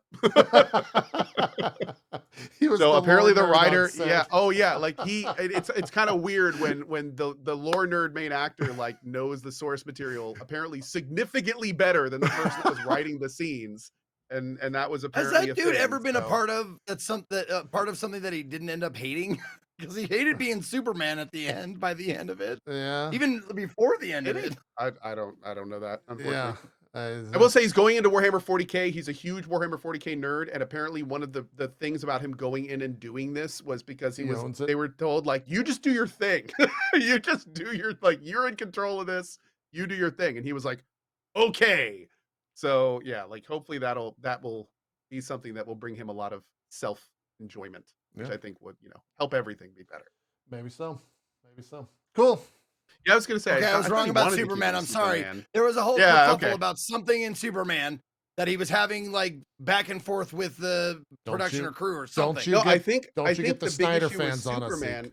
Yeah, I heard like he was a cameo as Superman, and then they like pulled the rug from him or something. Like there was another movie in or Black something Adam? where he cameoed. I don't remember. Maybe it was Black Adam, and so it was like inferred that he would, obviously they had him for the cameo, so he would be Superman. Oh, that and was then in Shazam. Sorry. That's what my chat's saying. was it? Yeah. Yeah. I don't know. I haven't seen any of the movies, so I wouldn't. Well, hey, if you want to get caught up on all the comic book news, you can join us Monday nights with me, Jesse, and Bronze, where we talk about all that shit. But we're not really DC adjacent, but yeah. Anyways, it is MCU crew. it isn't, but we don't really. That's just a suggestion, as I like to say on the show. Keeping Bronze and like you guys, credit where credit is due. The two of you are great at staying on topic. That's all I'm gonna say. You guys are fantastic at Oh. staying on topic. Oh, comparatively? I didn't say that. Wow. I'm just saying you guys are great. If you're at saying staying that I'm about saying us, an then ancillary dude, comment wow. right now There's that has no nothing to do with anybody comparison else. happening right at the two of you are great at staying on board. Let's do some If shout that- outs. I don't even know how to respond to that. If that's the No, I case. can, Like, I can, wow. I can empathize with that, JP, because I was a part of like an improv troupe for Yeah. 15 years, and you get 8 egotistical comedians who think they're really funny in one room. Everybody's got something to fucking say, and you can't get shit done.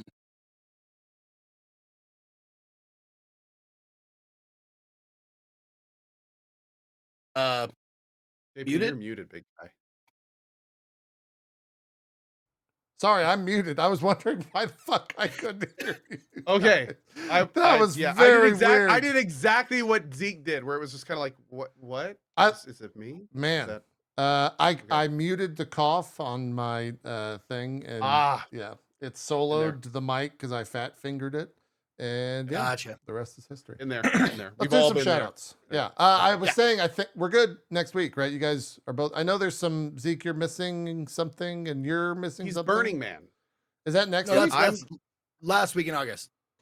Oh, so you're out next weekend, Co, and Zeke's out next month. No, I'm probably out. Well, actually, here's the thing. No, like the whole thing I was going to be out on was the stuff between August 31st and September 1st. Like I was going to take a couple shows off probably for freaking. But now that that's all different, like I don't know. Okay, but we're good for now- next week. We're good for next week. Okay, yeah, that's next week all is I fine. care. I'm fine for like July. I think I'm. Yeah, Okay. There's not really Me too. anything. Yeah. There is a chance I am scheduled to go to FanFest on the 30th for Final Fantasy XIV FanFest. Oh, Final Fantasy 14. Yeah. But that's the same weekend as ExileCon. And if they do sponsored streams for ExileCon, I might stay home if I can't figure out how I can do that from the hotel room. We've got a Diablo panel. That's next Friday. Yeah, Friday and for season 1. There's people wondering just how much they hate the PoE guys and if they're gonna release season 1. 100%. 100%. They're launching season 1 of Diablo on the 28th. Yeah. Without so question. that's gonna be a thing. Question that's gonna happen. I do have to early warn if I get any type of earlier than normal access to BG3, that would be on that Sunday probably. So I will most likely be ankle. Because it comes out 31st. Okay. Literally comes out the next day. So just an early. We'll play it by ear. There. Yeah, we'll play it by ear. Cool. All right, let's do some shout outs and then close the show. Zeke, what do you got going on? Where can people check you out? Yo, what's up, everybody? Thank you guys for watching. My name is Ezekiel the Third. You can find me at /Ezekiel_III on Twitch, Twitter, and YouTube, and Ezekiel the Third, all spelled out, on Instagram and TikTok. Thank you to Conan JP for being the co-host every week, and thank you guys for watching. I broadcast every day at 10 a.m. Pacific, and I'm going to be doing on Tuesday. Yesterday we did our If Then. We do that first Saturday of the month. If we hit a sub goal, then I do a drawing to anybody who gifted sub, resubbed, or gifted subs that day. I do a drawing from those people, and we will be doing the drawing first thing Tuesday. And after that's done, we are starting a 100-month sub appreciation stream of Sly Cooper, the Thievius the Raccoonus, or just Thievius Raccoonus, whatever. We're playing that the HD remaster, I think, on the PS3 for DJ Bahamut. So that's what we're going to be doing on Tuesday. And then I don't have anything planned for the rest of the week, just in case I like that game and I want to keep playing it. But I've got so many games in the chamber here, so I'm not lacking. And also, I'm gonna probably this week some point try Only Up again. Ooh. Yeah. Okay. Ooh, good luck. All right. That's all I got. Thanks for watching. Cool. Do some shout outs. Sure. Hi, my name is Ko. Hope you guys enjoyed the show today. Thanks as always to Zeke and JP. I am currently playing Dave the Diver in the morning. I'm probably getting close to wrapping up that, so we'll see what we're going to do from there. We also have Jagged Alliance coming up. We've got a new Warhammer Age of Sigmar game. I'm probably going to try out Mars First Logistics tonight, so we may do more Final Fantasy like tomorrow afternoon or something like that. Also, I'm going to be diving back into Sea of Thieves because I need to figure that game out before this new Monkey Island thing comes out. We're going to be doing that at some point. We've got more Remnant 1 with Barry. We've got a lot of stuff this month, a lot of like cleanup and everything to get ready for August. And should be a lot of fun. Lots of things to do, lots of streaming. And I will see you guys tonight, if not next week, for more fun and games on the Co channel. Cool. Thank you both for joining us. We're out of here. Be back next week. Probably talk, Zeke, you could put some hours in Final Fantasy? Yes, I am. I'm planning on doing that this weekend. Okay. We could talk about it next week, and then we'll do like a full spoiler cast maybe once you finish it sometime, whenever that is. Maybe by the end of July, before August hits. That'll be a good thing. Anyways, thank you for watching Drop Frames. The VOD will be up over at youtube.com/itmeJP. We'll get that uploaded here within the next, 30 or 40 minutes, and you can check it out. Subscribe. It'll go to your sub boxes. For now, we're out of here. Have a good one. Bye-bye. See you next week.